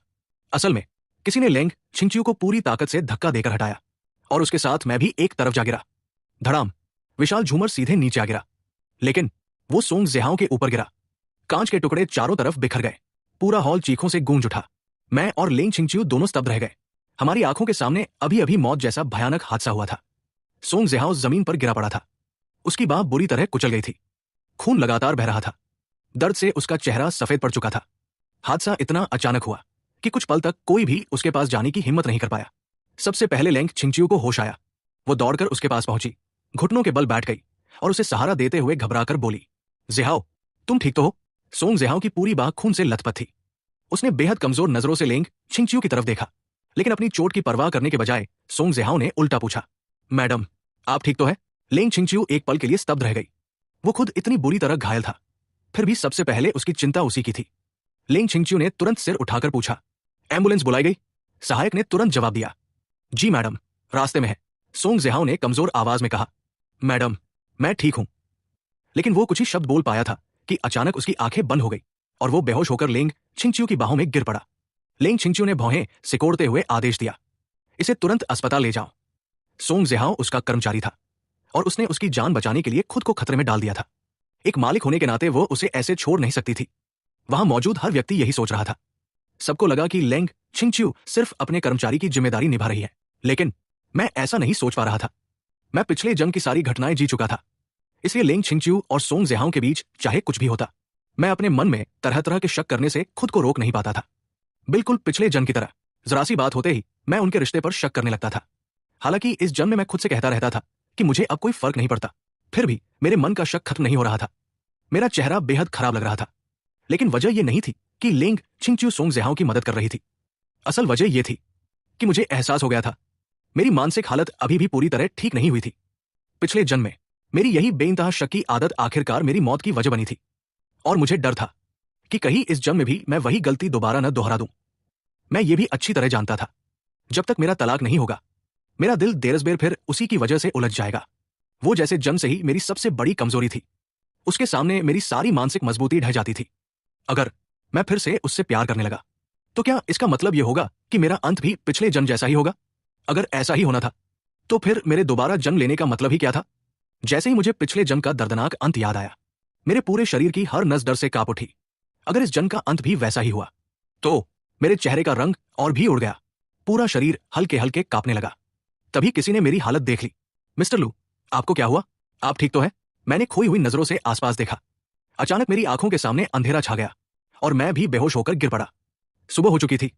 अस्पताल के वीआईपी वार्ड में मैंने धीरे धीरे आंखें खोली। सबसे पहले सफेद छत दिखाई दी। हवा में फैली हल्की सी दवाइयों की गंध ने बता दिया कि मैं अस्पताल में हूं। मैंने हल्का सा सिर घुमाया, तभी मेरी नजर बिस्तर के पास बैठी लिंग छिंगच्यू पर पड़ी। वो कुर्सी पर बैठी थी, एक हाथ से सिर टिकाए, आंखें बंद किए थोड़ी देर आराम कर रही थी। लगता था उसने पूरी रात यही मेरी देखभाल करते हुए बिताई थी। मैंने बस हल्का सा करवट बदली, इतने में ही वो तुरंत जाग गई। मुझे होश में देखकर उसने तुरंत पूछा, अब कैसा महसूस हो रहा है? क्या डॉक्टर को बुलाऊं? एक रात आराम करने के बाद मैं काफी बेहतर महसूस कर रहा था। मैंने सिर हिलाया और धीरे धीरे उठकर बैठ गया। फिर हैरानी से पूछा, मैं कल रात बेहोश कैसे हो गया था? मुझे तो कुछ भी याद नहीं। लिंग छिंगच्यू ने मेरी तरफ गहरी नजरों से देखा। डॉक्टर ने कहा है, तुम बहुत ज्यादा डर गए थे। डर की वजह से तुम्हारी धड़कनें असामान्य हो गई, इसलिए तुम बेहोश हो गए। मैं कुछ पल के लिए चुप रह गया। बहुत ज्यादा डर गया था? उसने मेरी प्रतिक्रिया ध्यान से देखते हुए पूछा, कल रात की घटना ने तुम्हें इतना डरा दिया था? लेकिन मुझे यह बात खुद भी अजीब लग रही थी। आखिर कल का हादसा इतना भी भयानक नहीं था कि कोई डर के मारे बेहोश हो जाए। शायद छोटे बच्चे भी इतनी आसानी से नहीं डरते, और मैं तो कभी डरपोक इंसान रहा ही नहीं। फिर मैं सिर्फ डर की वजह से कैसे बेहोश हो सकता था? कुल मिलाकर मेरे बेहोश होने की वजह खुद मुझे भी समझ नहीं आ रही थी। हाँ, यह भी हो सकता था कि उस वक्त मैं सचमुच बहुत डर गया था। मैंने धीरे से सिर हिला दिया। हाँ, शायद मैं सचमुच डर गया था। फिर मैंने पूछा, सोंगज़ेहाओ कैसा है? उसे कुछ हुआ तो नहीं? लिंग छिंगच्यू मेरी बात सुनकर हैरान रह गई। उसे उम्मीद नहीं थी कि मैं खुद सोंगज़ेहाओ की चिंता करूंगा। मेरी आवाज में न जलन थी, न ताना, बस एक सामान्य चिंता थी। वो बोली, वो ठीक है, बस हाथ में चोट आई है और थोड़ा सदमा लगा है, कोई गंभीर बात नहीं है। मैंने सिर हिलाया। अच्छा है। इसके बाद मैंने कुछ नहीं कहा। लिंग छिंगच्यू के मन में कई तरह के विचार उठने लगे। कल रात वो मुझे छोड़कर सोंगज़ेहाओ को अस्पताल ले आई थी, फिर मैं भी बेहोश हो गया था। अगर पहले वाला मैं होता तो होश आते ही उससे जरूर झगड़ा करता, लेकिन आज मेरी प्रतिक्रिया बिल्कुल शांत थी। इतनी शांत मानो मैं पूरी तरह बदल चुका हूं। उसे महसूस होने लगा था कि कुछ दिन पहले मेरे होश में आने के बाद से ही मैं पहले जैसा नहीं रहा। शुरुआत में उसे लगा था कि मैं जानबूझकर उसे अपनी तरफ खींचने का खेल खेल रहा हूं, लेकिन अब उसे ऐसा नहीं लग रहा था, जैसे मेरी ये बदलती हुई सोच सचमुच असली थी। शायद मेरी परीक्षा लेने के लिए उसने जानबूझकर कहा। सोंगज़ेहाओ अभी भी बगल वाले कमरे में है, उसे अभी तक होश नहीं आया। मैंने उसकी तरफ देखा। अचानक मुझे पिछले जन्म की एक बात याद आ गई। क्या उस जन्म में भी इसी पार्टी में ऐसा हादसा हुआ था? क्या तब भी सोंगज़ेहाओ ने लिंग छिंगच्यू की जान बचाई थी? और क्या इसलिए लिंग छिंगच्यू पूरी रात अस्पताल में उसके साथ रही थी और घर नहीं लौटी थी? अगर सच यही था तो पिछले जन्म में मैंने न जाने कितनी बार उन्हें गलत समझा होगा। शायद शुरुआत में सब सिर्फ मेरा भ्रम था, लेकिन मैं खुद ही हर बात पर झगड़ा करता रहा, हर दिन रिश्ते को बिगाड़ता रहा, और आखिरकार मैंने ही दोनों को एक दूसरे के करीब ला दिया। शायद पिछले जन्म में मेरी शादी किसी और ने नहीं, मैंने खुद बर्बाद की थी। मैंने अपनी जिंदगी भी खुद तबाह की थी। अगर उस समय मैं थोड़ा शांत रहता, थोड़ा समझदारी से सोचता, अगर मेरा मन इतना कमजोर न होता, तो कोई भी मेरा घर नहीं तोड़ सकता था। मेरी सारी बदकिस्मती और मेरा पूरा दुख शायद मेरी अपनी ही वजह से था। यह सोचकर अचानक मेरे मन का बहुत सा बोझ हल्का हो गया। लेकिन इसका मतलब यह बिल्कुल नहीं था कि मैं अब लिंग छिंगच्यू के साथ फिर से नई शुरुआत करना चाहता था। मैं अपनी किस्मत को दोबारा दांव पर नहीं लगाना चाहता था। 7 साल मैंने उसे पूरे दिल से चाहा था, इतना प्यार किया, इतनी परवाह की, लेकिन मरते दम तक वो कभी मुझसे प्यार नहीं कर पाई। यही बात साबित करने के लिए काफी थी कि उसका दिल बेहद ठंडा और कठोर था। फिर मैं क्यों दोबारा अपना समय और भावनाएं उसी पर बर्बाद करूं? उसके लिए मेरा प्यार, मेरा जुनून बहुत पहले ही खत्म हो चुका था। इस जन्म में मैं अब किसी से प्यार नहीं करना चाहता था और नहीं प्यार के लिए फिर कभी खुद को खो देना चाहता था। ये सब समझने के बाद मेरा मन पहले से कहीं ज्यादा शांत हो गया। सच ही कहा जाता है, जिस इंसान की कोई इच्छा या लालसा नहीं रहती वही सबसे मजबूत बनता है। लिंग छिंगच्यू को जरा भी अंदाजा नहीं था कि मैं सचमुच पूरी तरह बदल चुका हूं। उसकी सारी परख और इशारे बेकार साबित हो रहे थे। मैंने कहा, इस बार तो सोंग ज़ेहाओ की वजह से ही हम बच गए। अगर वो न होता तो घायल मैं होता। तुम उसे जैसा भी इनाम देना चाहो, मुझे कोई आपत्ति नहीं है। लिंग छिंगच्यू ने मेरी तरफ गहरी नजरों से देखा। मैंने हैरानी से पूछा, क्या हुआ? उसने शांत स्वर में पूछा, मतलब मैं सोंग ज़ेहाओ को जैसा चाहो वैसा इनाम दूं? मैंने बिना हिचक सिर हिलाया। हाँ, तुम जैसा ठीक समझो वैसा करो। मेरे शब्दों का असली मतलब वो समझ चुकी थी। यहां तक कि अगर वो उसी वक्त सोंग ज़ेहाओ से शादी करना चाहती तो भी मुझे कोई ऐतराज नहीं होता। उसकी आंखें अचानक तेज हो गई। तुम्हारा ये बदलाव वाकई मेरी उम्मीद से बाहर है, मैंने उसकी आंखों में देखते हुए कहा। इसलिए अब ये मत सोचना कि मैं तलाक की बात किसी चाल के तहत कर रहा हूं। मैं सचमुच तुमसे तलाक लेना चाहता हूं। उसके होंठों पर हल्की मुस्कान आई। अगर तुम सच में ऐसा कर पाए तो मैं तुम्हें नए नजरिए से देखूंगी। मैंने मुस्कुराकर कहा, उसकी जरूरत नहीं है, बस जल्दी से तलाक के लिए राजी हो जाओ ताकि मेरा दिल भी जल्दी आजाद हो जाए। हालांकि लिंग छिंगच्यू खुद भी तलाक चाहती थी, लेकिन हर दिन मेरी जिद सुन सुनकर उसे अजीब सी चिढ़ होने लगी थी। आखिर शादी करने की जिद भी मैंने ही की थी और अब तलाक की जिद भी मैं ही कर रहा था। सबसे ज्यादा उसे यही बात पसंद नहीं थी कि कोई उसकी जिंदगी अपनी मर्जी से चलाए। पहले मैंने उसकी शादी तय करवाई, अब तलाक भी अपनी शर्तों पर चाहता था। उसे लग रहा था कि मैं हद से ज्यादा मनमानी कर रहा हूं। अचानक उसने होठों पर मुस्कान लाते हुए पूछा, शादी को इतना समय हो गया, लेकिन लगता है हमने आज तक कभी किस भी नहीं किया। मैं उसकी बात का मतलब समझ ही नहीं पाया। अचानक उसने मेरा हाथ पकड़ लिया। अगले ही पल उसके होंठ मेरे होठों पर थे। मेरा दिमाग एक पल के लिए बिल्कुल सुन्न हो गया। लिंग छिंगच्यू मेरी आंखों में देखते हुए धीरे धीरे मुझे चूम रही थी। उसकी नजरें मेरे चेहरे के हर छोटे से छोटे भाव को पढ़ रही थी। मैं सचमुच हक्का बक्का रह गया था। 2 जन्मों की यादों को जोड़ दूं, तभी मैंने कभी नहीं सोचा था कि वो अचानक मुझे किस करेगी। ये तो ऐसी बात थी जिसकी मैंने कल्पना तक नहीं की थी। मैंने पूरी ताकत से उसे अपने से अलग किया। गुस्से में बोला, तुम कर क्या रही हो? पिछले कुछ दिनों से मैं हर बात पर बिल्कुल शांत रहता था। मेरे चेहरे पर शायद ही कोई भावना दिखाई देती थी, लेकिन इस बार मेरा इतना तीखा विरोध देखकर लिंग छिंगच्यू हल्के से मुस्कुराई। ये मत कहना कि तुम इसका मतलब नहीं समझते। मैंने गहरी सांस लेकर खुद को शांत किया। फिर ठंडे स्वर में कहा, तुम्हें घिन नहीं आती? तुम मुझे नापसंद करती हो, फिर भी जानबूझकर मुझे किस किया। ये सब बहुत बनावटी है। उसने हल्की मुस्कान के साथ जवाब दिया, मैं अपने ही पति को किस कर रही हूं, इसमें घिन कैसी? लेकिन उसने मुझे कभी अपना पति माना ही कब था? मैंने उसकी तरफ ठंडी नजर से देखा। लिंग छिंगच्यू, तुम्हारी ये हरकत सचमुच घिनौनी है। इतना कहकर मैं बिना उसकी प्रतिक्रिया की परवाह किए बिस्तर से उतरने लगा। लेकिन तभी मुझे याद आया, कल रात धक्का लगने पर मेरा टखना मुड़ गया था। मैं ये बात पूरी तरह भूल चुका था। जैसे ही दोनों पैर जमीन पर रखे, तेज दर्द उठा। मैं संभल भी नहीं पाया और सीधे आगे गिर पड़ा, और बदकिस्मती से सीधा लिंग छिंगच्यू के ऊपर। संतुलन बचाने के लिए मैंने अनजाने में उसके कपड़े पकड़ लिए। मैं अंदर ही अंदर शर्म से भर गया, लेकिन वो हंस पड़ी। अभी तो कह रहे थे कि मैं घिनौनी हूं, तो अब ये क्या है? खुद ही आकर मेरी बाहों में गिर पड़े। मैं शर्म से जमीन में गड़ जाना चाहता था, लेकिन बाहर से खुद को पूरी तरह शांत रखते हुए बोला, यह सिर्फ एक हादसा था, ज्यादा गलतफहमी मत पालो। वो व्यंग्य से मुस्कुराई, जो तुम्हें जानते हैं वे जानते हैं कि तुम हर समय मुझे गले लगाने का बहाना ढूंढते रहते थे। अभी कहोगे कि गलतफहमी मेरी है? मैंने तुरंत उसे अपने से दूर किया। दृढ़ आवाज में कहा, आज के बाद मेरे मन में तुम्हारे लिए जरा सा भी एहसास नहीं रहेगा। मैं अब कभी तुम्हारे पीछे नहीं भागूंगा। मैं अब तुमसे प्यार नहीं करता। मेरी ये तीखी प्रतिक्रिया देखकर लिंग छिंगच्यू सचमुच हैरान रह गई। उसका चेहरा धीरे धीरे ठंडा पड़ गया। इस समय उसके मन में गुस्से का तूफान उठ रहा था। सोचो, एक आदमी जो कभी तुम्हें पागलों की तरह चाहता था, जिसकी पूरी दुनिया सिर्फ तुम थी, वो अचानक कह दे, मैं अब तुमसे प्यार नहीं करता। इतना ही नहीं, वो तुम्हें नापसंद भी करने लगे, जैसे किसी परेशान करने वाली मक्खी से भी ज्यादा। लिंग छिंगच्यू जैसी स्वाभिमानी और घमंडी औरत ऐसी बात कैसे बर्दाश्त कर सकती थी? इसका प्यार से कोई लेना देना नहीं था। वो बस ये सहन नहीं कर पा रही थी कि कोई इंसान उसके साथ इतना उल्टा व्यवहार करे। वो ठंडी नजरों से मुझे घूरते हुए बोली, सच कहूं, मेरा बहुत मन कर रहा है कि अभी इसी वक्त तुम्हारा गला दबा दूं। पहले भी ऐसा मन करता था और आज भी करता है। मैं हमेशा किसी न किसी तरह उसे इतना गुस्सा दिला देता था कि उसका मन मुझे मार डालने का करता। मैं उसकी आंखों में साफ साफ हत्या जैसा गुस्सा देख सकता था। मैंने शांत स्वर में कहा, लिंग छिंगच्यू, पहले गलती मेरी थी। मुझे तुमसे शादी नहीं करनी चाहिए थी। अब हम तलाक ले लेते हैं। मैं ये गलती और आगे नहीं बढ़ाना चाहता। प्लीज तलाक दे दो। मेरी बात सुनकर उसका गुस्सा और बढ़ गया। मैं भी उसकी आंखों का डरावना भाव देखकर एक पल के लिए चौंक गया। उसने तेज आवाज में कहा, ठीक है, मैं तुम्हारी इच्छा पूरी कर दूंगी। जितनी जल्दी हो सके मेरी नजरों से दूर हो जाओ। कल मेरा वकील तुम्हारे पास तलाक के कागज भेज देगा। इतना कहकर वो मुड़ी और बिना पीछे देखे कमरे से बाहर चली गई। मैं कुछ पल तक वही खड़ा रह गया। फिर अचानक मुझे उसकी बात का मतलब समझ आया। वो तलाक के लिए तैयार हो गई थी। कल हमारा तलाक हो जाएगा। मेरे होंठों पर अनायास मुस्कान आ गई।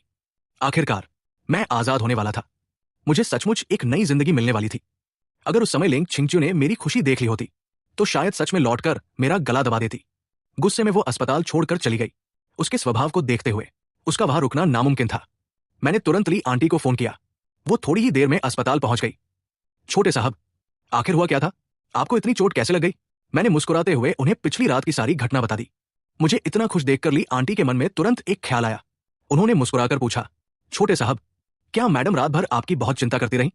देखिए तो सही, आप कितने खुश लग रहे हैं। मैंने मुस्कुराते हुए सिर हिला दिया। नहीं, इसका लेंग छिंगच्यू से कोई लेना देना नहीं है। ली आंटी हैरानी से बोली। तो फिर आप इतने खुश क्यों हैं? मैं बस मुस्कुरा दिया, लेकिन कोई जवाब नहीं दिया। अगर मैं उन्हें बता देता कि मैं तलाक होने की खुशी मना रहा हूं तो शायद उन्हें लगता कि मेरा दिमाग खराब हो गया है। तभी जब हम अस्पताल से निकलने ही वाले थे, एक नर्स आकर बोली, बगल वाले कमरे के मरीज सोंग ज़िहाओ को होश आ गया है। मैंने सिर हिलाया। मैं जाकर उससे मिल लेता हूं। लेकिन ली आंटी ने तुरंत मुझे रोक लिया। आप मत जाइए, आपके पैर में चोट लगी है। मैं आपकी तरफ से उसका हालचाल पूछाती हूं। वैसे भी मेरा उससे मिलने का मन नहीं था। मैंने हामी भर दी।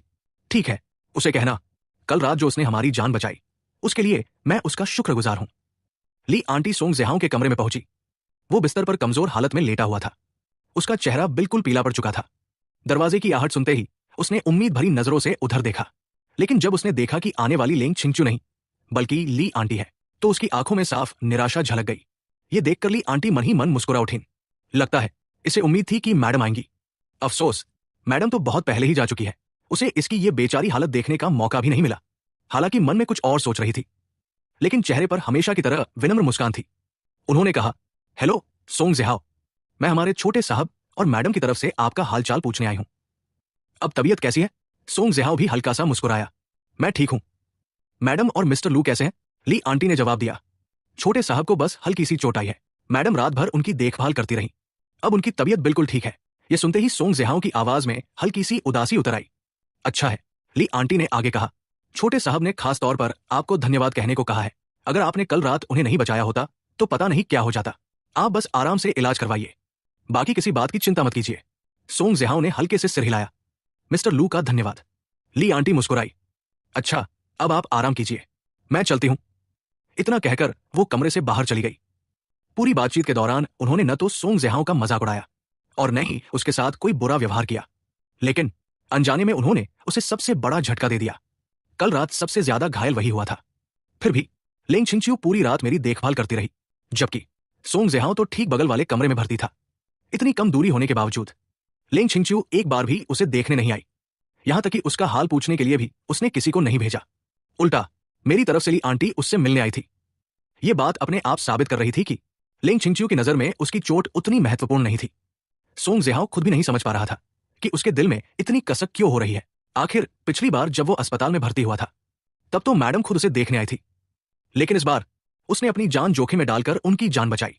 फिर भी उन्होंने उसकी कोई परवाह नहीं की। उसकी छठी इंद्रिय बार बार कह रही थी। हाल के दिनों में बहुत सी बातें उसकी उम्मीद से बिल्कुल अलग हो रही थी। क्यों, वो खुद भी नहीं जानता था। बस इतना महसूस हो रहा था कि सब कुछ जैसे पहले से अलग दिशा में जा रहा है। मैं घर वापस आ गया, नहाने के बाद खाना खाया और फिर अपना सामान पैक करना शुरू कर दिया। कल मेरा तलाक होने वाला था, इसलिए आज ही सारी तैयारी पूरी कर लेनी थी। मैंने ली आंटी को भी मदद के लिए बुला लिया। वो हैरानी से पूछने लगी, छोटे साहब, ये सब सामान क्यों बांध रहे हैं? क्या कहीं शिफ्ट होने वाले हैं? मैंने सिर हिलाया। हाँ, कल मैं यहां से चला जाऊंगा। वो चौंक गई। लेकिन क्यों? मैं उन्हें तलाक वाली बात नहीं बता सकता था। हमारे तलाक की खबर किसी भी हालत में बाहर नहीं जानी चाहिए थी। मैंने बहाना बनाया, बस कुछ दिन बाहर रहना चाहता हूं। लेकिन ली आंटी अभी उलझन में थी। अचानक बाहर क्यों जाना चाहते हैं? मैंने कमरे की तरफ देखते हुए कहा। यह घर बहुत बड़ा है और बहुत खाली खाली लगता है। यहां रहकर घुटन सी होती है, इसलिए कुछ दिन बाहर रहूंगा। मेरी बात सुनकर ली आंटी चिंता से मुझे देखने लगी। छोटे साहब, क्या आपके और मैडम के बीच कुछ हुआ है? मैंने तुरंत सिर हिलाया। नहीं, ऐसी कोई बात नहीं है, बस थोड़ा मन बदलना चाहता हूं। और हाँ, दादाजी को इसके बारे में मत बताइएगा। फिर मैंने मुस्कुराकर कहा, ली आंटी, ज्यादा मत पूछिए, मैं जैसा कहूं बस वैसा कर दीजिए, ठीक है? वो मुस्कुरा पड़ी। ऐसा कब हुआ है कि मैंने आपकी बात नहीं मानी? मैं भी मुस्कुरा दिया। मुझे पता था आप ही मेरे लिए सबसे अच्छी है। ये सुनकर ली आंटी का दिल भर आया। उन्होंने फिर कोई सवाल नहीं किया, बस चुपचाप मेरे साथ सामान समेटने लगी। वैसे भी कुछ बातें जान लेने से कोई फायदा नहीं होता। मैं ज्यादा सामान साथ नहीं ले जाना चाहता था, सिर्फ जरूरी चीजें रखी, बाकी सब यही छोड़ देने का फैसला किया। ज्यादा देर नहीं लगी, कुछ ही समय में सारी पैकिंग पूरी हो गई। मैं बिस्तर पर बैठ गया। अचानक लगा पूरा बंगला पहले से भी ज्यादा सुना हो गया है। वैसे तो ये घर मुझे हमेशा खाली खाली लगता था, लेकिन आज तो इसकी वीरानी और भी ज्यादा महसूस हो रही थी। शादी के पूरे 1 साल में मुझे इस जगह कभी घर जैसा अपनापन महसूस नहीं हुआ। शायद ये घर कभी मेरा था ही नहीं। अच्छी बात बस इतनी थी कि अभी भी मेरे पास लौटने का मौका था। ये सोचकर कि कल से मेरी नई जिंदगी शुरू होगी, मेरे मन में अजीब सी खुशी थी, साथ ही जैसे बरसों का बोझ उतर गया हो। मैं बिस्तर पर लेटा अपने भविष्य के बारे में सोचने लगा। पहले मुझे पढ़ाई से कोई मतलब नहीं था, मेरे दिमाग में हर वक्त सिर्फ लेंग छिंचियो रहती थी। इसी वजह से शादी के बाद मैंने पढ़ाई भी छोड़ दी थी। लेकिन अब मुझे दूसरी जिंदगी मिली थी, मैं उसे यूं ही बर्बाद नहीं कर सकता था। मैं दोबारा पढ़ाई करना चाहता था, लेकिन क्या पढ़ूं, यही सोचकर मैं परेशान हो गया। सच कहूं तो मुझे खुद नहीं पता था कि मुझे किस रास्ते पर चलना चाहिए। आखिर में मैंने खुद से कहा, पहले तलाक हो जाने दो, बाकी सब बाद में सोच लेंगे। उस रात लेंग छिंचियो घर नहीं लौटी। सुबह सुबह मैंने अपना सारा सामान नीचे मंगवा लिया। वैसे भी आज तलाक होना था, पहले से तैयारी कर लेना बेहतर था। मेरा सामान बहुत ज्यादा नहीं था, लेकिन फिर भी कई बड़े सूटकेस भर गए थे। उसी समय लेंग छिंचियो घर में दाखिल हुई। जैसे ही उसकी नजर दरवाजे के पास रखे सूटकेसों पर पड़ी, वो हल्का सा भौहें सिकोड़कर बोली, ये सब क्या है? एक नौकर ने आदर से जवाब दिया, मैडम, ये सारे सूटकेस छोटे साहब के हैं। लेंग छिंचियो तुरंत सब समझ गई। मैं तो उसके घर छोड़ने से पहले ही अपना सामान बांध चुका था। न जाने क्यों उसे अचानक मेरी पुरानी बातें याद आने लगी। छिंचियो दी, मैं सच में आपसे बहुत प्यार करता हूं। इस जिंदगी में मैं सिर्फ आपसे ही प्यार करूंगा। मुझसे शादी कर लीजिए, मैं पूरी जिंदगी आपके साथ रहना चाहता हूं। अब ये सब याद करके उसे बेहद व्यंग्यात्मक लगा। उसे महसूस हुआ कि मैं शायद कभी प्यार का मतलब समझता ही नहीं था। वो सब सिर्फ पाने की जिद थी। शादी को अभी कितना ही समय हुआ था और मैं पहले ही ऊब गया था। शायद मैं उससे कभी प्यार करता ही नहीं था, बस इसलिए उसके पीछे पागल था, क्योंकि वो मुझे नहीं मिल रही थी। अब जब वो मेरी पत्नी बन चुकी थी, तो शायद मैं उससे भी ऊब गया था। पहले मैंने जबरदस्ती उससे शादी की और अब उसी जिद से तलाक मांग रहा था। उसे लगने लगा कि मैं उसकी जिंदगी को मजाक बना रहा हूं। जितना वो सोचती, उतना ही उसका गुस्सा बढ़ता जा रहा था। मैं नाश्ता करके डाइनिंग हॉल से बाहर निकला, तभी मेरी नजर उस पर पड़ी। मैं सहज ही कुछ कहना चाहता था, लेकिन जैसे ही उसकी बर्फ जैसी ठंडी आंखें देखी, मेरे होंठ वहीं रुक गए। लेंग छिंचियो कुछ पल तक मुझे घूरती रही, फिर बिना कुछ कहे ठंडे चेहरे के साथ ऊपर चली गई। मुझे समझ नहीं आया कि वो इतनी नाराज क्यों है, फिर भी मैं उसके पीछे चला गया। मैंने अपना सारा सामान पैक कर लिया है, बस दस्तखत होते ही मैं यहां से चला जाऊंगा। वो मेरी तरफ पीठ किए खड़ी रही, कोई जवाब नहीं दिया। मैंने झिझकते हुए फिर पूछा, वकील कब आएगा? मुझे कुछ नहीं चाहिए, मैं सिर्फ अपना सामान लेकर चला जाऊंगा। फिर भी उसने कोई प्रतिक्रिया नहीं दी। मैंने सोचा, एक आखिरी बात कहकर चला जाता हूं। तुम चिंता मत करो, हमारे तलाक की बात मैं किसी को नहीं बताऊंगा।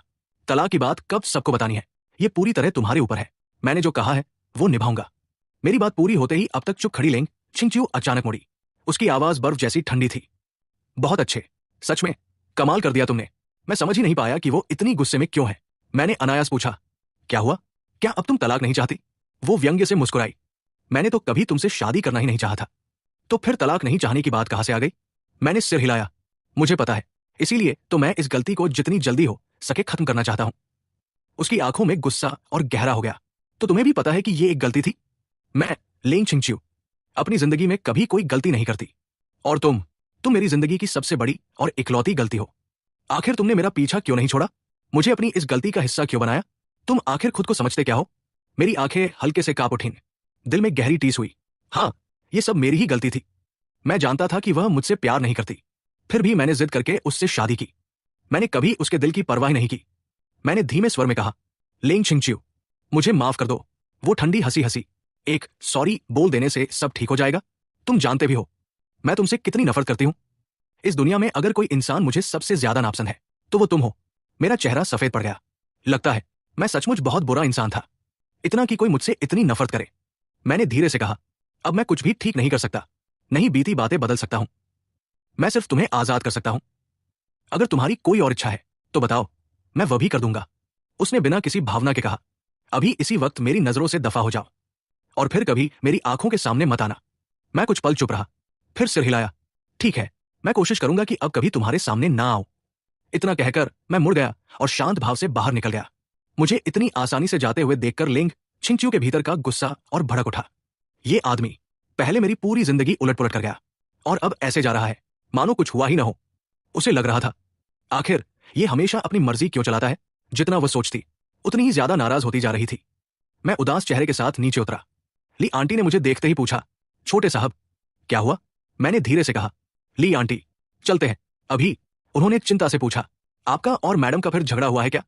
मैंने सिर हिलाया, नहीं बस अब निकलते हैं। ली आंटी ने मन ही मन आह भरी। मेरी शादी कितनी दुखद थी, वो सब कुछ अपनी आंखों से देखती आई थी, लेकिन ये मेरी जिंदगी थी, उसमें दखल देने का उन्हें कोई हक नहीं था। नौकरों ने सारे सूटकेस कार में रख दिए। मैं कार के दरवाजे पर खड़ा होकर आखिरी बार उस बंगले को देखने लगा। दिल में कई तरह की भावनाएं थी, लेकिन उनमें जरा भी मोह नहीं था। कारण चाहे जो भी रहा हो, अब मेरे दिल में लिंग छिंगच्यू के लिए कोई भावना नहीं बची थी। यही सब कुछ खत्म हो जाना चाहिए। वैसे भी वो कभी मुझसे प्यार नहीं करती थी। एक असफल शादी शायद उसकी जिंदगी पर कोई असर भी नहीं डालेगी। आखिर वो इतनी सफल, इतनी सम्मानित और इतनी मजबूत औरत थी। उसके लिए ये बस एक छोटा सा हादसा होगा। कुछ देर बाद कार चल पड़ी। पूरे रास्ते मैं चुप बैठा रहा। आखिर ली आंटी से रहा नहीं गया। उन्होंने धीरे से पूछा, छोटे साहब आप सच में ठीक है ना? मैंने खिड़की के बाहर देखते हुए कहा, ली आंटी क्या मैंने लिंग छिंगच्यू से शादी करने की जिद करके बहुत बड़ी गलती की थी? वो एक पल के लिए चुप रह गई, फिर बोली, लेकिन छोटे साहब यही तो आपका सबसे बड़ा सपना था। मैं कड़वी मुस्कान के साथ बोला, लेकिन मैंने कभी उसके दिल के बारे में नहीं सोचा। वो मुझसे प्यार ही नहीं करती थी। मैं खुद पर हंस पड़ा। अब समझ आया वो मुझसे इतनी नफरत क्यों करती थी और पिछले जन्म में मैंने अपनी जिंदगी क्यों बर्बाद कर ली। ली आंटी कुछ देर सोचती रही, फिर बोली, मैडम के मन में क्या था मैं नहीं जानती, लेकिन उनका स्वभाव सब जानते हैं। वो जो नहीं करना चाहती उन्हें कोई मजबूर नहीं कर सकता। उस समय उन्होंने आपसे शादी की तो शायद उसके पीछे उनका भी कोई कारण रहा होगा। उनकी बात सुनकर मैं अचानक सोच में पड़ गया। सही तो कह रही है, अगर लिंग छिंगच्यू सचमुच शादी नहीं करना चाहती तो कोई भी उसे मजबूर नहीं कर सकता था। वो चाहती तो सगाई के बाद शादी की तारीख टालती रहती, फिर आराम से रिश्ता भी तोड़ सकती थी, लेकिन उसने ऐसा नहीं किया। उसने आखिरकार मुझसे शादी कर ली। मैंने इस बारे में पहले कभी सोचा ही नहीं था। मैं हमेशा यही मानता रहा कि उसे जबरदस्ती मुझसे शादी करनी पड़ी, लेकिन यह बात पूरी तरह सही नहीं लग रही थी। हाँ, वो मुझसे नफरत करती थी और उसने खुद कहा था कि उसने कभी मुझसे शादी करने के बारे में सोचा भी नहीं था। तो फिर उसने शादी क्यों की? क्या वो मुझसे प्यार करती थी? ये सोचते ही मैंने तुरंत उस ख्याल को झटक दिया। नामुमकिन। तो फिर असली वजह क्या थी? मैं इसी सोच में डूबा था कि अचानक मेरा फोन बज उठा। स्क्रीन पर नाम देखकर मैं चौंक गया, लिंग छिंगच्यू।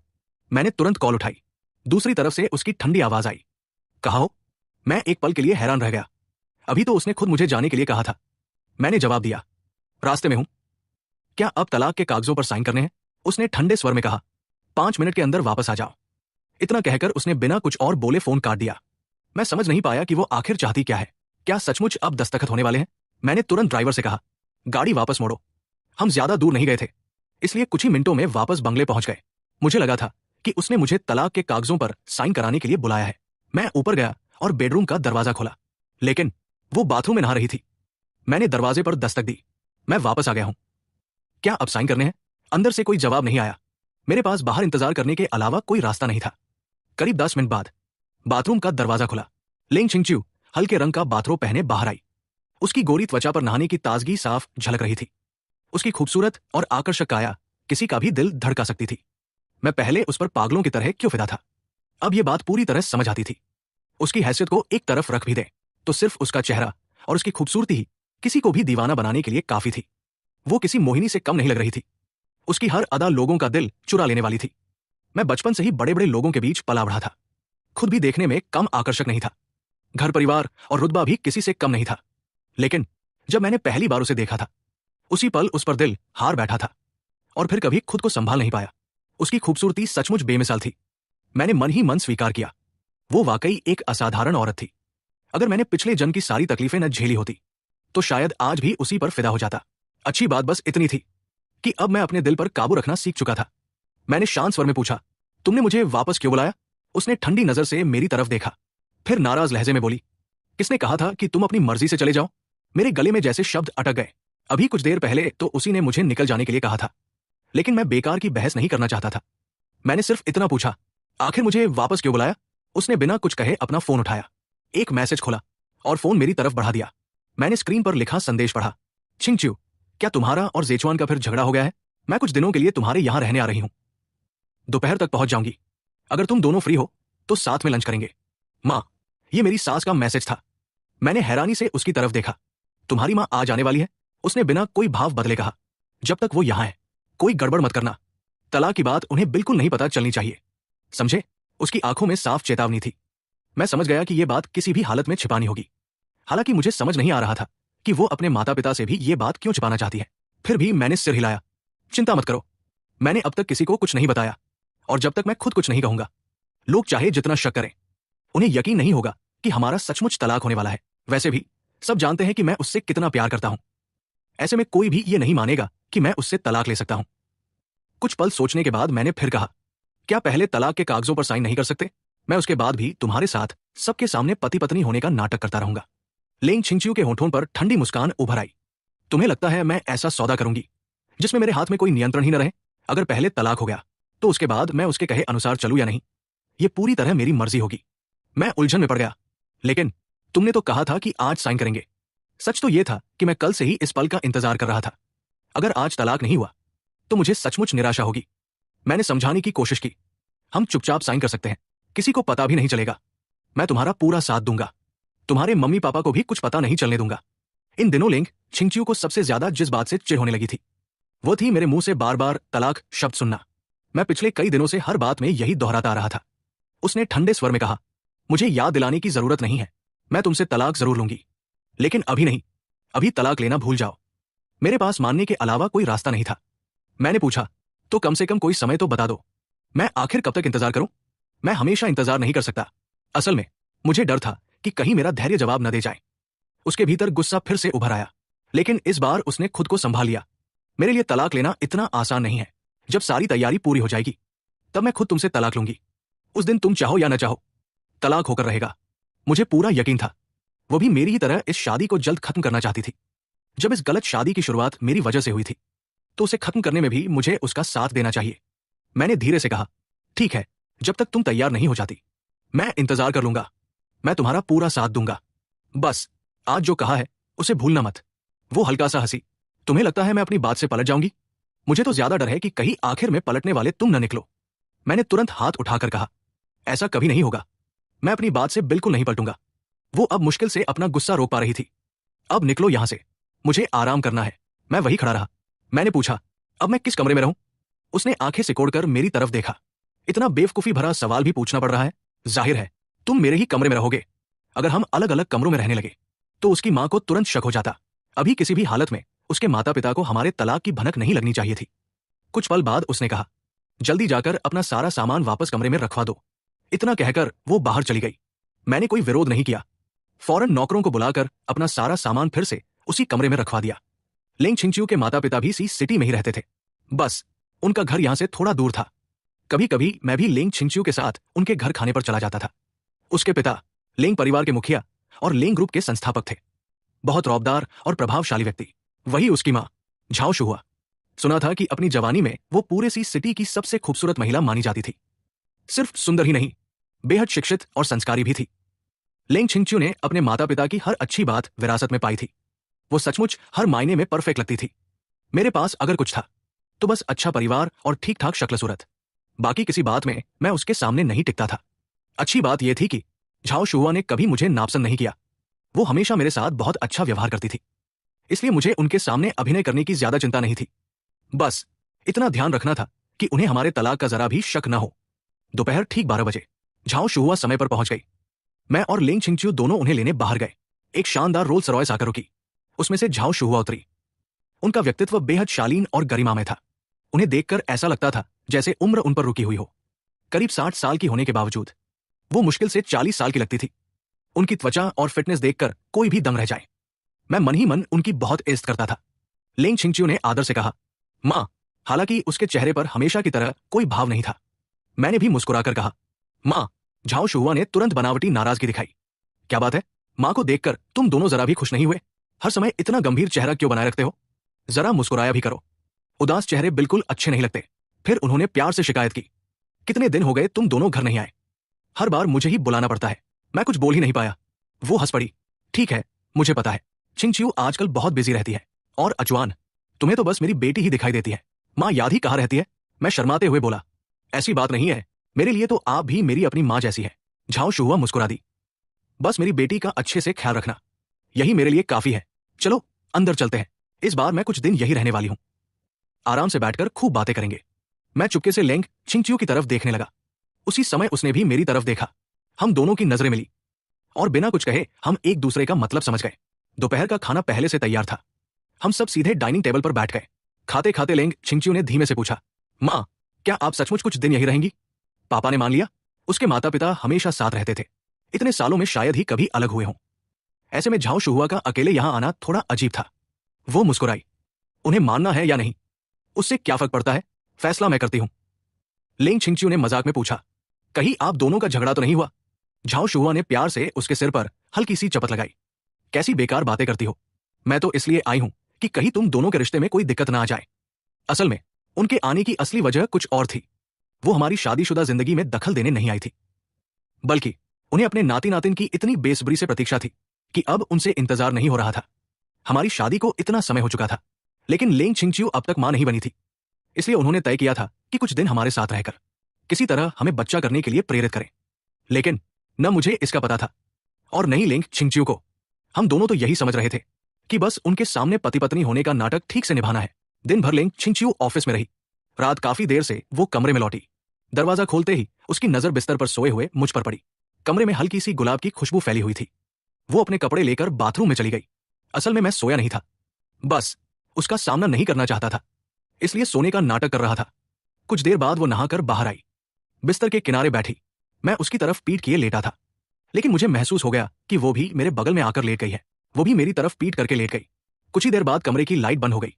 चारों ओर अंधेरा छा गया। तब जाकर मैंने राहत की सांस ली और सचमुच सोने की कोशिश करने लगा। मैं आमतौर पर उसे छूता नहीं था, सिवाय उन मौकों के जब उसे खुद मेरी जरूरत होती या दोनों का मूड अच्छा होता। बाकी समय लेंग छिंगचियो किसी तत्सविनी की तरह रहती थी। उसे जरा भी चिंता नहीं थी कि मैं जबरदस्ती कुछ करूंगा, क्योंकि अगर वो मना कर देती तो मैं कभी उसकी इच्छा के खिलाफ उसे छूता भी नहीं था। वो आराम से सो गई। मुझे भी लगा था कि जल्दी नींद आ जाएगी, लेकिन कमरे में फैली गुलाब की खुशबू जाने क्यों बार बार उसके नर्म एहसास की याद दिला रही थी। धीरे धीरे मेरा शरीर बेचैन होने लगा। आंखें बंद करते ही पुरानी यादें और भी साफ होकर सामने आने लगी। 18 साल की उम्र से ही मैं उसे जानता था और तब से मैं एक पागल आशिक की तरह उसके पीछे घूमता रहा। हर दिन उससे अपने प्यार का इजहार करता और हर बहाने उसके करीब रहने की कोशिश करता। दूसरी तरफ लेंग छिंगचियो की दुनिया में सिर्फ काम था। उसे पुरुषों में कभी खास दिलचस्पी नहीं रही। उसे लगता था कि जितने भी लड़के उसके पीछे आएंगे वे सब मेरी तरह ही होंगे, इसलिए वो हमेशा उनसे दूरी बनाकर रखती थी। ऊपर से उस समय कंपनी का काम भी इतना ज्यादा था कि उसके पास किसी दूसरे आदमी को जानने समझने का समय ही नहीं था। और अगर कभी कोई उसके करीब आने की कोशिश भी करता तो मेरी मौजूदगी देखकर खुद ही पीछे हट जाता था। भले ही कोई दूसरा आदमी उसके करीब आने की कोशिश करता, मेरी वजह से वो डरकर खुद ही पीछे हट जाता था। यही कारण था कि आज तक उसकी जिंदगी में कोई पसंदीदा पुरुष नहीं आया। मैं ही उसकी जिंदगी का पहला और इकलौता पुरुष था जिसने उसे छुआ था। लेकिन शादी के बाद मुझे पता चल गया कि वह मुझसे बेहद नफरत करती है, इसलिए मैंने खुद को बहुत रोक कर रखा। बहुत कम ही उसे छूता था, लेकिन आज रात न जाने क्यों अपनी इच्छाओं पर काबू पाना मुश्किल हो रहा था। बार बार मेरे दिमाग में लेंग छिंगचियो का ख्याल आने लगा। उसका नाजुक और मुलायम शरीर, जब भी उसे छुआ था वो एहसास आज तक उतनी ही साफ याद था।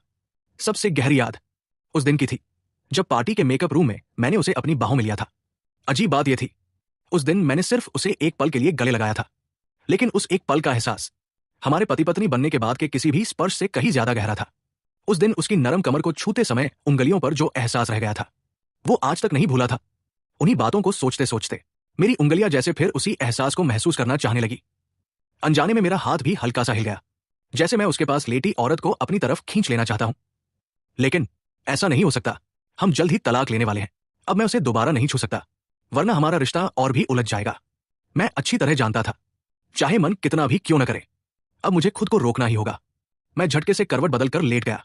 बेचैनी में आंखें बंद कर ली और खुद को जल्दी सोने के लिए मजबूर करने लगा।